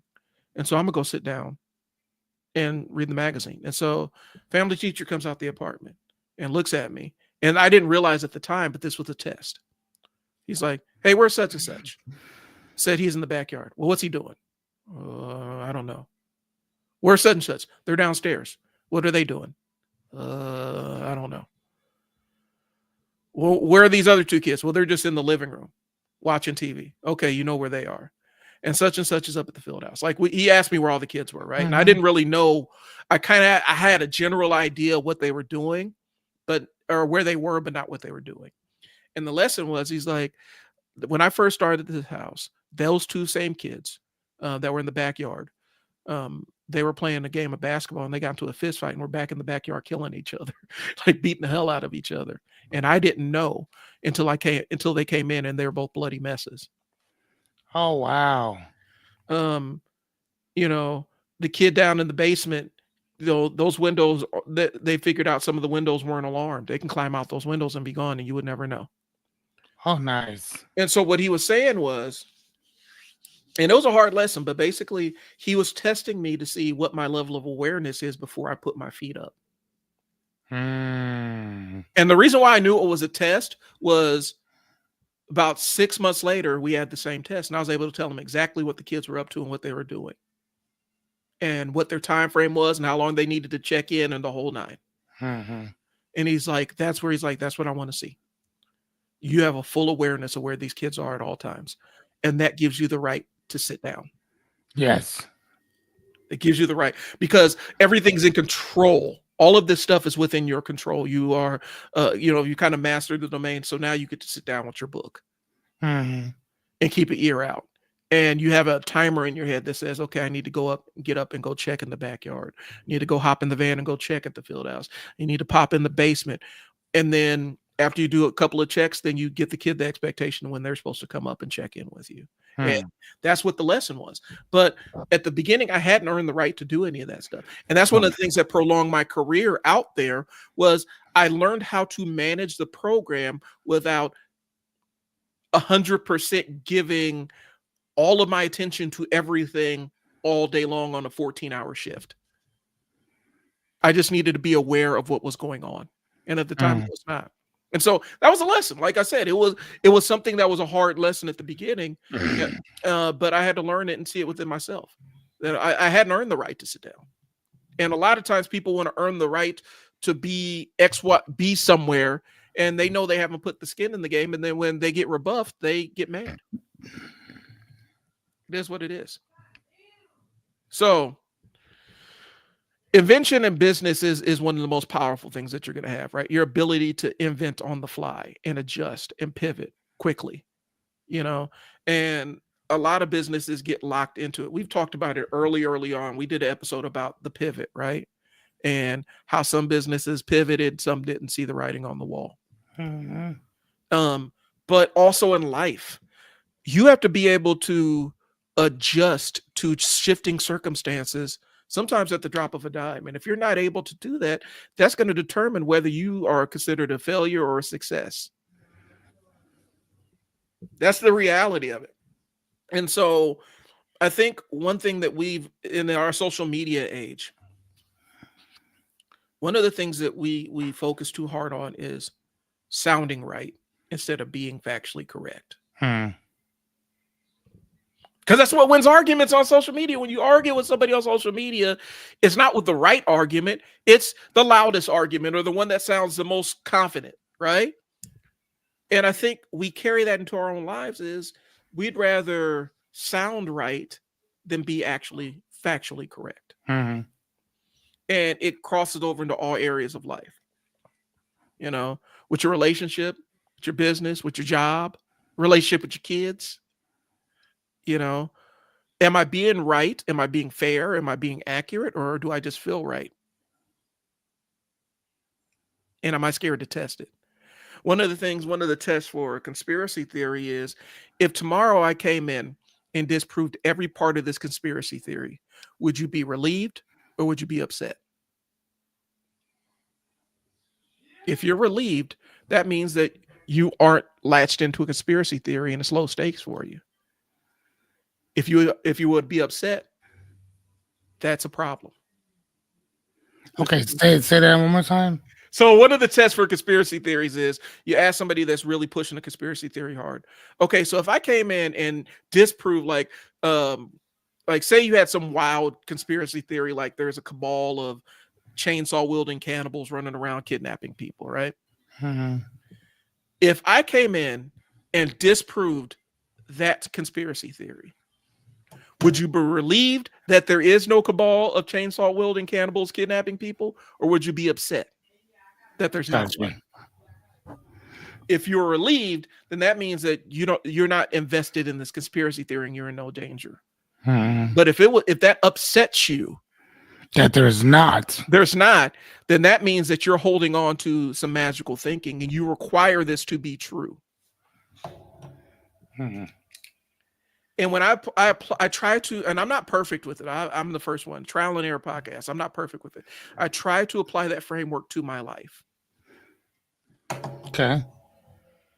Is this belief something that if this belief is disproved, would I be relieved that I know how long I have to carry this burden, or would I be upset? Okay. I try to apply that framework to a lot of different things I'm thinking. And so when I'm in you get into the arguments on social media and stuff, I'm one of the first ones that says, yeah, I was wrong on that one. I read that wrong. I learned more and I was wrong. I was completely off base on this.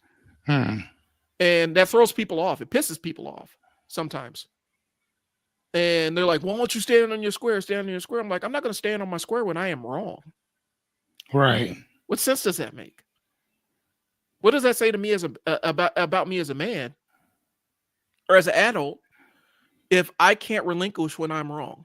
It's a lesson I've had with my daughter where she'll be pissed off and then I start laughing like, you knew you were dead wrong. And she'll start pouting, but then she'll start laughing because it's like, you know, you were wrong. So admit it. And so I think a lot of times for adults, we've convinced ourselves that being certain of something means that it's right. And that holds us up from progress. Sometimes you got to be able to see what the flaws in your thinking are and the flaws in your approach and actually admit them out loud. Right. And so I think part of that entire thing is when you're in business, sometimes you're chasing the wrong segment. You're chasing the wrong market. Sometimes you're in the wrong industry. That was the conversation Fearless and I had at the top of this show. It was not easy, but I had to realize I was in the wrong industry. And how do I rectify that? Okay.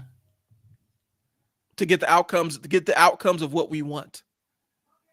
Because when you look at the margins of what we were trying to do, the margins weren't there unless we changed our entire business model to something that neither one of us wanted to do. I like that. And the idea is, and it's something we're still getting on, where it's like embracing, yeah, this part we tried and wasn't successful. And so now what do we do? Because sometimes the hardest part is admitting that the thing that you tried to do was not successful. Right. Instead of trying to BS and trying to see the silver lining. Sometimes there is no silver lining. Sometimes sometimes the silver lining is shit colored. Mhm. And you trying to make a shitty silver lining, and you look crazy out there. Right. You got to admit it. Like, hey, man, this shit didn't work. And that's okay. Right. So, No, you're right on that. I love that. I mean, and have you ever tried to reinvent yourself? And we've, for the viewers, have you ever actually tried to reinvent yourself in your business? How did it feel to actually start fresh? And be real. Scary as hell. Yeah, it's scary, but I also think that it's kind of fun too, because like I think that, and again, I reframe everything. So I think that it's kind of like looking at an actor Mm-hmm. or an actress play a different role. You might be known for this role that you did over here, but the way that they flex those acting abilities is get on stage, become different people, become something else Mm-hmm. other than what you are. And the great thing, like even I don't know which Batman it was, but the one with Bane. Which one was that? Oh, Batman. I think that's Batman Forever. Was that the one with Clooney? No, I'm Val talking Kilmer. about Bane. I'm talking about Oh, The Dark Knight Rises. okay, that. But Bane was in another one too. I mean, yeah, but I'm talking about the ones that We're more good. recently, yeah. Yeah. But I love that Bane because I didn't even realize that was Tom Hardy. I didn't even know it was him. Mm-hmm. I mean, he's a big dude or whatever, but his voice had changed, his facial had changed, his body changed as well. They put he was wearing like high heel type boots Yep. or whatever. So they literally changed everything about him. And I had no idea that that's who it was. And I love watching movies like that where you get so into it that you don't even know, like that's the same person. You know what I mean? Yeah. And I like that type of stuff. I did, like, even with Robin Williams, for instance, the comedian. I didn't think that he was funny. Right. No, I just didn't. But I love his more serious roles. So I like those movies where he was actually like a ordinary guy or a freaking killer or a pervert on Yeah. on a special victims unit. That I like the more serious him. D.L. Hughley. I don't find him funny at all. But that man doesn't have a book that I have not bought and read. I love his commentary. I just don't like his comedy. Right. You know what I'm saying? So again, I think that there's certain things that we love about certain people, and it doesn't necessarily. Everybody else might like this about you, Mm-hmm. but not necessarily. But not everybody else is gonna feel the same exact way. I don't. Well, So I go ahead. it's like Colin Farrell. Like Colin Farrell, he played in the Batman movie, in The Batman or whatever. He played the Penguin. I did not know that was him. Yeah, neither did I. I had no idea that Neither was did him until I I. read the credits. Like, oh, that's him. And so it's amazing to see. It's amazing. I love that. But So then, I like what you said about finding, how does it feel to do that? And I think that some people feel like I'm losing a part of my identity. mm-hmm. Dude, your identity is whatever you choose. Here's the thing: you are who you are, regardless of what you do or whatever mask you put on. Mm-hmm. That face behind everything is still you. The one thing that I love that Tupac said when he was being interviewed for Gangland, Mm-hmm. I think his last movie before he died, was I could play any role because at the end of the day, I know exactly who I am. You know what I'm saying? And Yep. when you know who you are, you're free to do whatever you want to do because it doesn't have to necessarily be a part. It could be a part of you, but it's not you or Right. whatever. So the question that you asked was, how do people feel when you have to switch up or pivot? I think it scares people because we attach our identity to that. Right. Your identity is separate from that. Like in general, And your so identity is what you make it. Go ahead, man. and so there's a couple of different things. Like you mentioned actors or whatnot. I kind of gravitate towards something Denzel Washington was talking about. A couple of different things. One, and I showed it. Been looking for the clip for weeks to show to my daughter, where basically he says you don't learn to act in movies; you learn to act on the stage. Hmm. Movies, you could be giving your best monologue and giving your best shit, and they're zooming in on somebody's foot or zooming out for somebody's foot. And your monologue is just a backdrop or a voiceover. You don't learn any Oh of their stuff. wow. And so he's like, you learn to do that on stage. And people make fun of Denzel for doing the same roles, but he's earned that position to do that. He's earned the position to be Denzel because I've seen him in Hamlet. I've seen him in Shakespearean plays. Like he's a classically trained actor. One of the things he said, and this goes into the metamorphosis or transformation kind of thing. He said, the first part of your life you learn, second part of your life you earn, third part of your life you return. Hmm. You know, and so I think the way he was saying it and the way he was kind of using is you learn for that first part of your adventure, then you apply the skills to earn your money and build your status, earn your reputation. Hmm. And at the end of the day, end of the game, you can come back and return to do whatever you want to do with the Hmm. reputation and money that you have. And I think a lot of people are caught up in the learning phase and they haven't humbled themselves enough to be like, I am still a student of this thing. Yeah, that part. And I can't expect the outcomes yet. You know, we try getting outcomes before we even before we even get the failure, get the we try to get the outcomes before we even learn the process, and that's not how it works. Yeah. And so I do like that, you know, and I like the way that you kind of put it with the transformation of of Tom Hardy, and he throws himself 100% into all of his roles, and he doesn't have such a strong sense of he has a strong sense of self to the point where, like Pac said, he can be whoever he wants to be on camera because he knows exactly who the man he is, and Hmm. there's no crossover with that. There's no fear of losing himself in that Nope. framework within that role, and you can apply it to your personal life. When you have a strong core identity of who you are, then you're a lot more flexible in what you do. Hmm. But if you don't have a sense of identity of who you are and what you're about, then you're kind of intractable. And I think a lot of times we hold up being intractable as some kind of well, when all the other people were telling me wrong, I believed in this wrong thing and stood 10 toes down on it. Well, it just sounds like you're a fool. you know, Staying at 10 toes down on being something that on something that is proven to be unfactual is foolish. Anyway, Yeah. so today's lessons, kind of what we were talking about. Being comfortable with being uncomfortable when it's time to shift visions, and embracing the fact that you can say this thing no longer serves me. Having boundaries with yourself, right? Like having those firm boundaries with yourself so you can have the firm boundaries with other people and holding yourself accountable. Right. Being able to let go of things that don't make sense for you, and being able to admit that you're wrong. Sometimes it's being able to admit that you were right. Let's not forget that. You Hmm. know, that was our journey. It was being able to admit that I was right about something and I just hadn't taken action on it. Right. I always tell people that not listening to yourself doesn't make you crazy. Not listening to yourself will. Right. Right. That's important. And I think people undervalue that piece of it.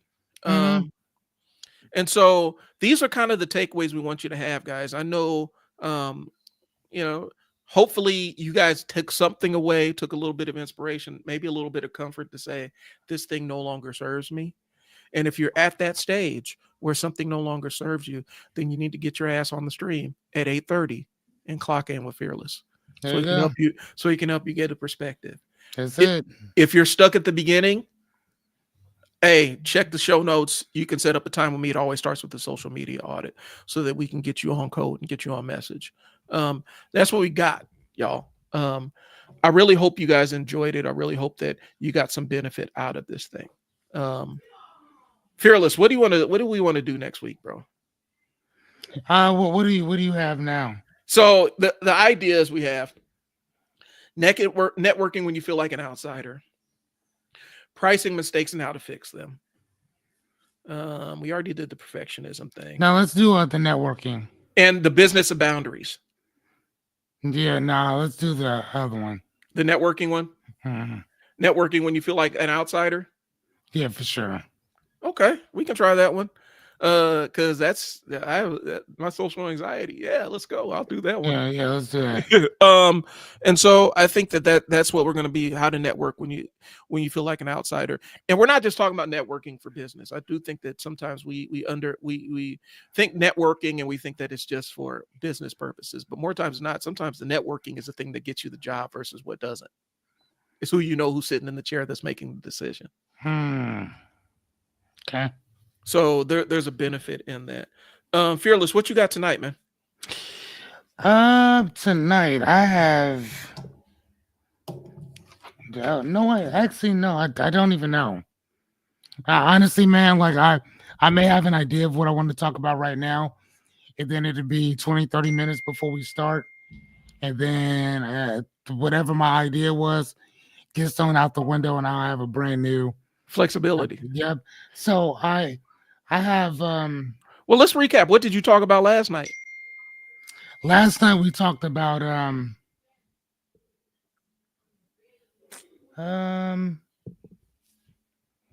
give me a sec. I'll hold on. What did I talk about last night? We talked about. Okay, no, that's what I'm working on next time. That's a good one too. So making decisions. Identity, not the outer. What is this? Oh, okay. Yeah, I'm sorry, man. I created so many different things. Give me 1 second. It's all right. Ain't no I'll rush. grab it. But again, it's if you reach that point where it's time to make the pivot, sit down, take some time at night and sit down and clock in with Fearless, y'all. I do think that you're getting a tremendous value for free, and a lot of times we overlook a lot of times here, and this is reality, and this goes to the pricing conversation. We invariably undervalue things that people give us for free, and we rather pay for bullshit. And Nope. and a lot of times that's not necessarily really a beneficial place to be, where you're willing to pay for bullshit and disregard the free stuff. And so if you're in that place where you have the decision that you're trying to make and you are incongruent, you feel some incongruency in your life or things aren't lining up in your business, this is where you punch in and jump on the stream with Fearless at 8:30, and you can ask him and he can help reframe your perspective. Okay, so yeah, so last night we worked on getting out of survival mode. That's what I thought it was. Yeah. One choice at a time, and then the one before that, day 65, we talked about how to I think it was like how to ask questions like a journalist in your own life. Okay. Or whatever. So and that was like I like that one probably more so than the other because it really here's the thing, a lot of times, man, we ask ourselves questions, but then we it's weird, dude, because we care about certain shit, but then we kind of don't or whatever. So I want to show you. So this is kind of what my little cheat sheet that I send everybody is. And so the first question we ask is, who benefits from me keeping myself exactly where I'm at? Right. Right. And if I'm not mistaken, aren't you sorry. you're a journalist Hello. major, aren't you? Can you hear me? I can hear you now. Sorry, I was checking on something on Twitch and it kind of screwed up the signal. I was making sure that we were showing there. Yeah.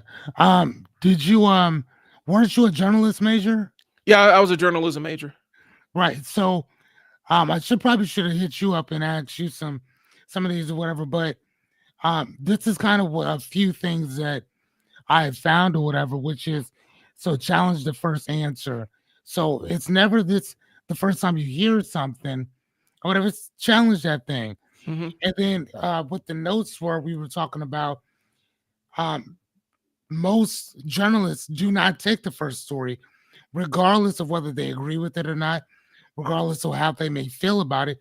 They don't accept it as the first thing or whatever. They're Hmm. not asking questions to solidify their beliefs.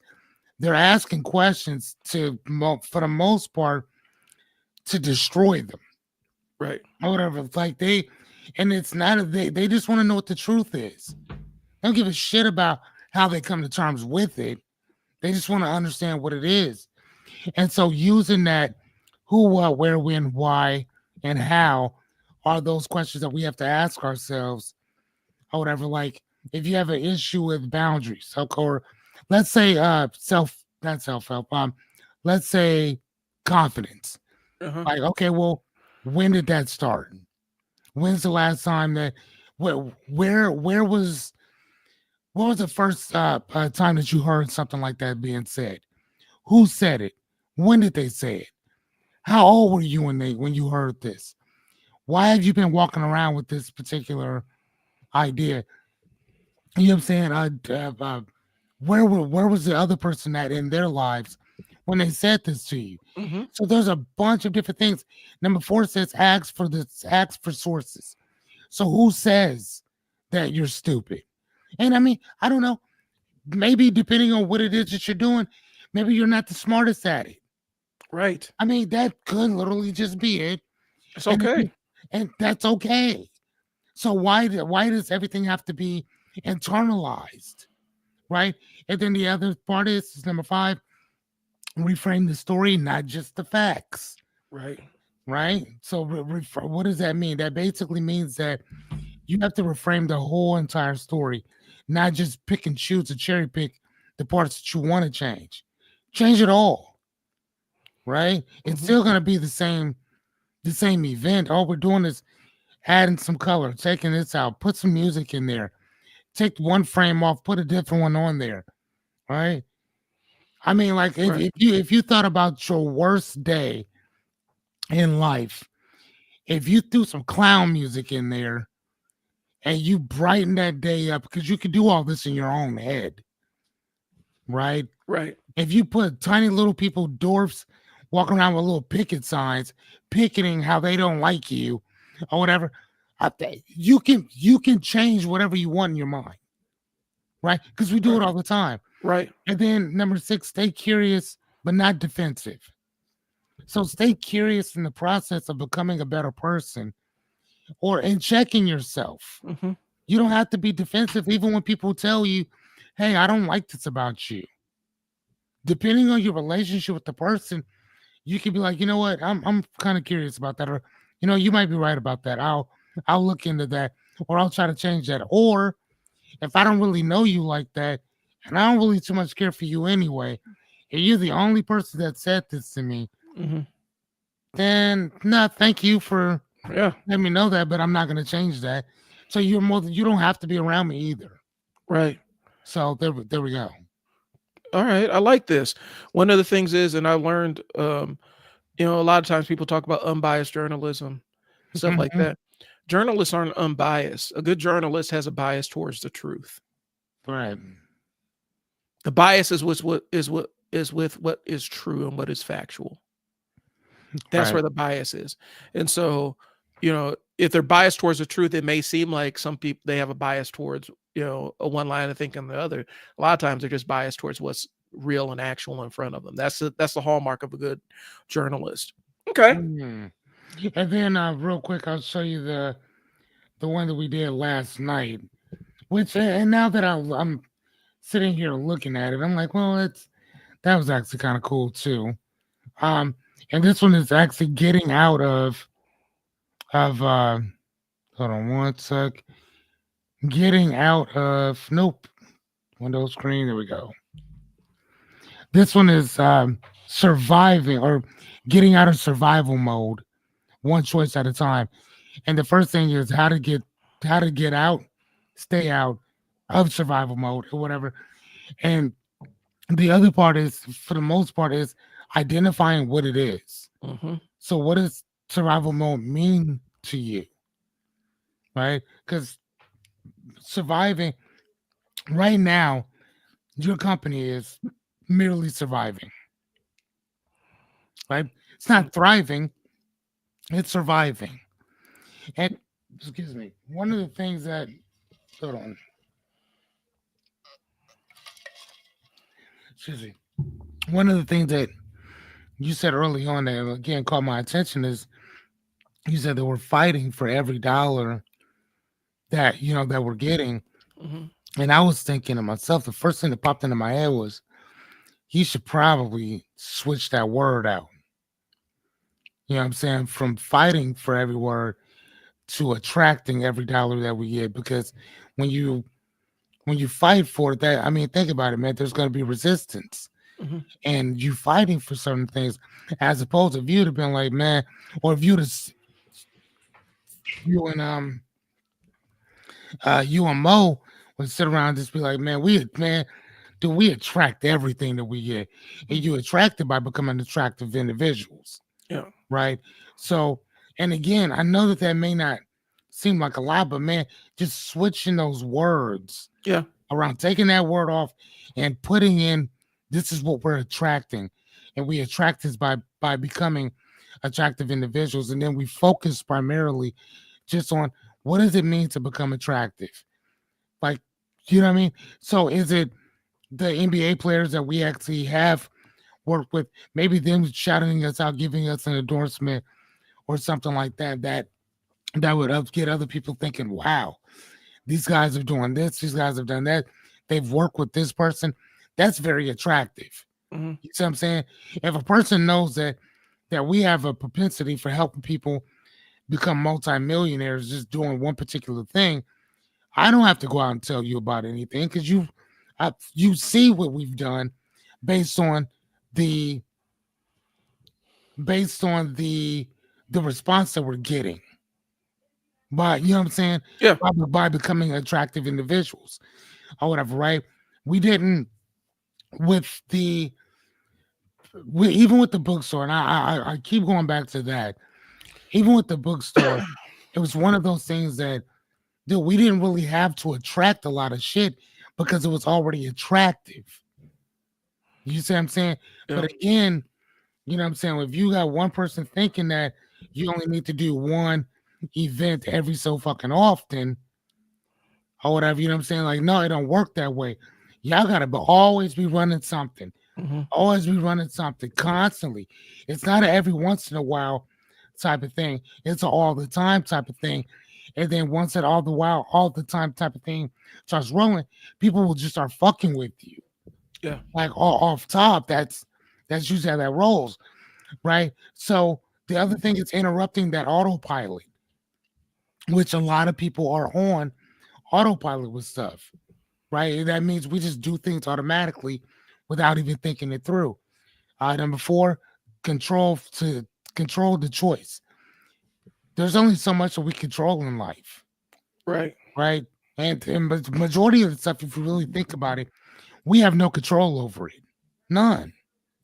You only control, for the most part, what you do Right. or what you think. Any and everything else outside of that ain't got shit to do with you, right? So then number four goes into slowing down your system. Well, what kind of system do you have?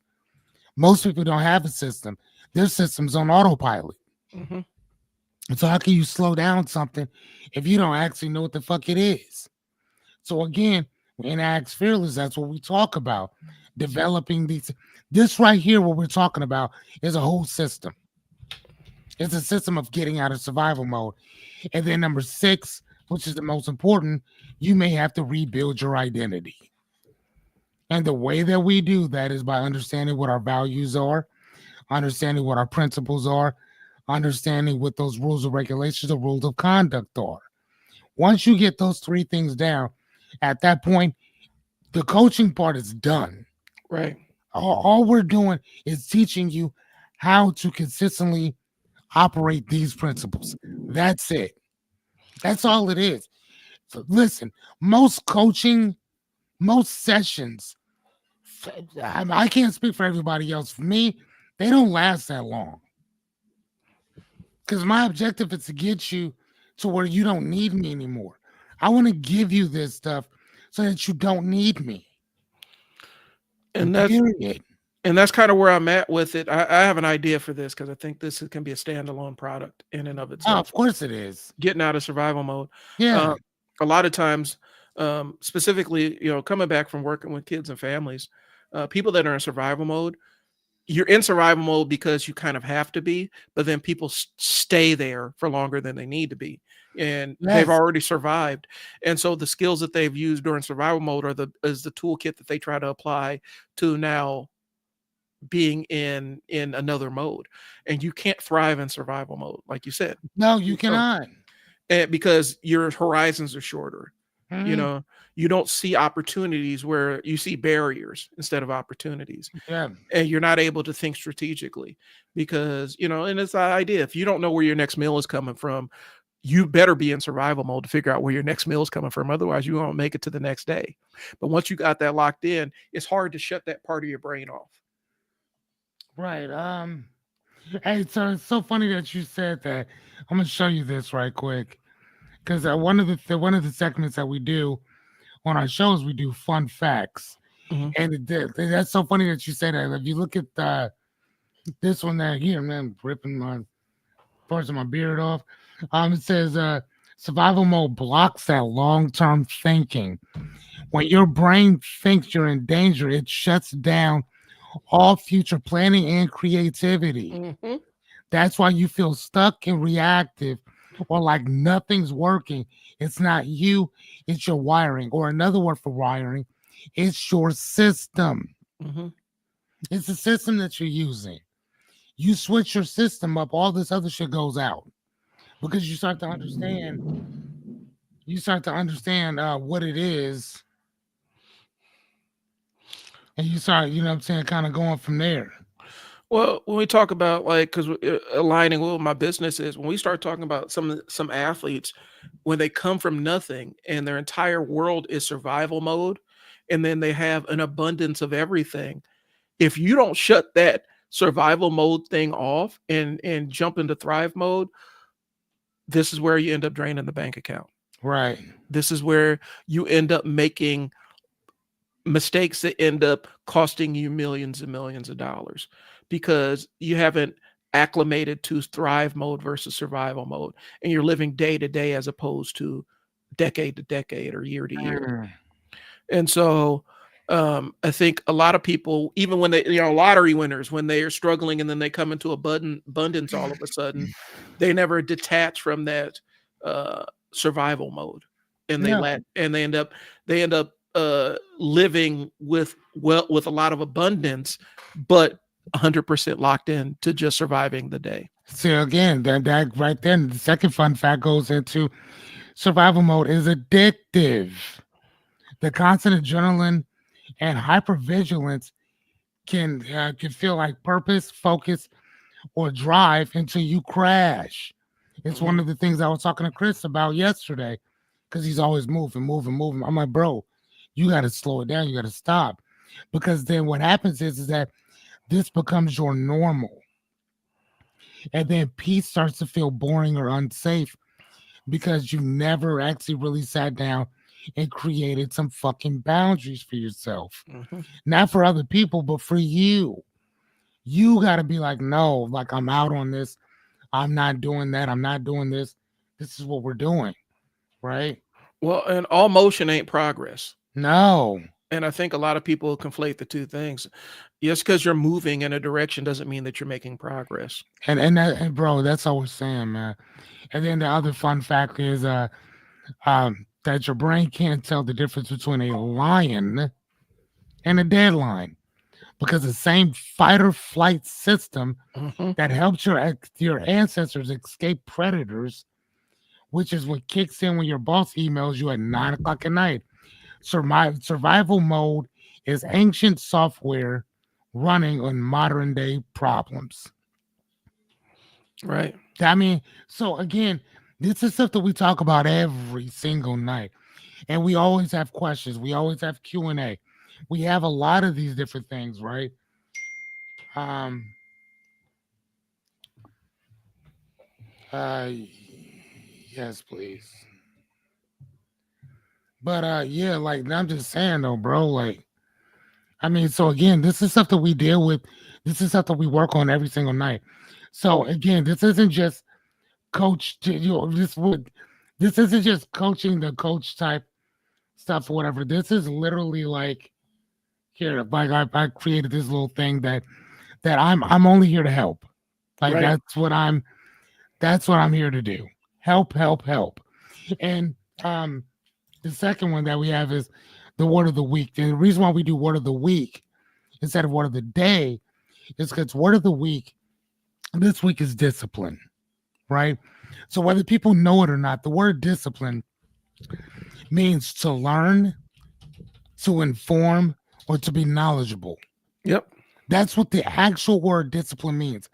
Now, my definition of discipline is doing something that you don't want to do, but you do it anyway because it's something that has to be done.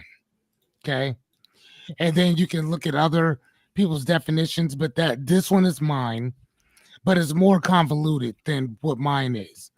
So, but again, just think about it. That one word just means to learn something. Right. That's it. But we've taken it and convoluted the fuck out of this word. We've made this thing seem, oh my God, do you have discipline? Do I like to learn? Yeah, I do. Hmm. You know what I'm saying? But again, most of us have no idea what the etymological words of some of these things that we say are. That's the reason why I'm always asking people, what does that word mean to you? What does discipline mean to you? What does struggling mean to you? What does suffering mean to you? Right. Because it doesn't mean the same thing. Another thing that we do, daily dose of discipline. The daily part is daily synonyms, daily antonyms. So a synonym is something that's like the word discipline. So in this case, it'll be restraint, right? Holding back from impulse or immediate action. And then the opposite would be the antonym, which is rebellion, Right. right? Resistance to authority, control, or conversation. Now that's the opposite of discipline. But do we need rebellious people? Fuck yes, we do. Yes, we do. We very much need, especially for these things, for authority, for control, for conviction. You really need somebody that's like, nah, I'm cool on that shit. I'm not doing all that. Right. You need, that's how things get changed. Hmm. So, yes, so what I'm saying that they're not the enemy of each other, they're just the opposite of each other, right? Right. Discipline, sometimes discipline can get you hurt. Yeah. Staying disciplined. Oh, I'm such and such a disciple. Think about the people at Jonestown Massacre Hmm. drinking that shit, drinking that Kool-Aid, dying off like they did because of discipline. There was nobody there that was resistant to authority, saying like, "Nah, we're not doing all that. What are Yeah. you talking about? Now we're good on that." Standing 10 toes down on some foolishness. That's all I'm saying. So again, so this is what we talk about on a consistent basis. We have our stuff. We have each slide, the example questions, and the reality. And there's usually about six. I try to boil everything down into six, but we talk so much about it that hour and a half goes by quick. It goes by quick. Yeah. And you guys got to tap in because Fearless is really responsive to questions and stuff like that. Yeah, Um, very much so, man. and that's what it's there for. It's supposed to be a resource. And sometimes if you don't use a resource, it can go away or ends up getting locked behind a paywall. I And mean, no, I mean, and just like with YouTube, I'm telling you, at some point, YouTube is going to be locked behind the paywall. Yeah. And the only people that get on, the only people that are on are the people that have been on. And there's going to be a barrier to access. I think a lot of times people don't quite understand that. And so if you're looking to get started streaming, I'm building a course now to teach you how to have a setup similar to what Fearless has. And if you want to get started with marketing, I can teach you the bare basics of marketing just to get started. That's what the Unstuck Sessions is. And so that's what we got today. Like I said, I do think we probably need to, if you're comfortable with it, would you want to do another one of those being in survival mode Of course, streams on this one? Because I think there's a benefit in that on this show too. Just so that we can have different frameworks and have a longer discussion about it. One of the things that I do, my guy, is every single one of these things, I make copies of the entire process of everything that I do. Mm-hmm. So there's a couple I actually unfortunately copied over, but for the most part, no, I make copies of everything. So we can surely do that on here. Okay. Love to. Then that's what I want to do that one because that one's top of mind. And I think specifically we did the episode about navigating a recession, what to do. I do think that there's some benefit in us having that conversation on stream about that and being how to get out of survival mode, how to escape it, and the benefit and the negative parts of it that manifest, or the ways to see if you're in survival mode. Because some people may not be aware of it. So that's what we got. We appreciate y'all tuning in with us. We're gonna keep hacking. You're gonna start seeing these. You're gonna still be seeing these clips on social media or whatnot. If you like what we're doing, give us follow. That's what I'll say. I'm gonna keep one simple call to action, one call to action at a time. If you like what we're doing, subscribe. That's all we're asking. Subscribe. That's all we're asking. And so that's what we got. Thanks for tuning in to the Trial and Error Podcast. We'll holler at y'all next week. Peace.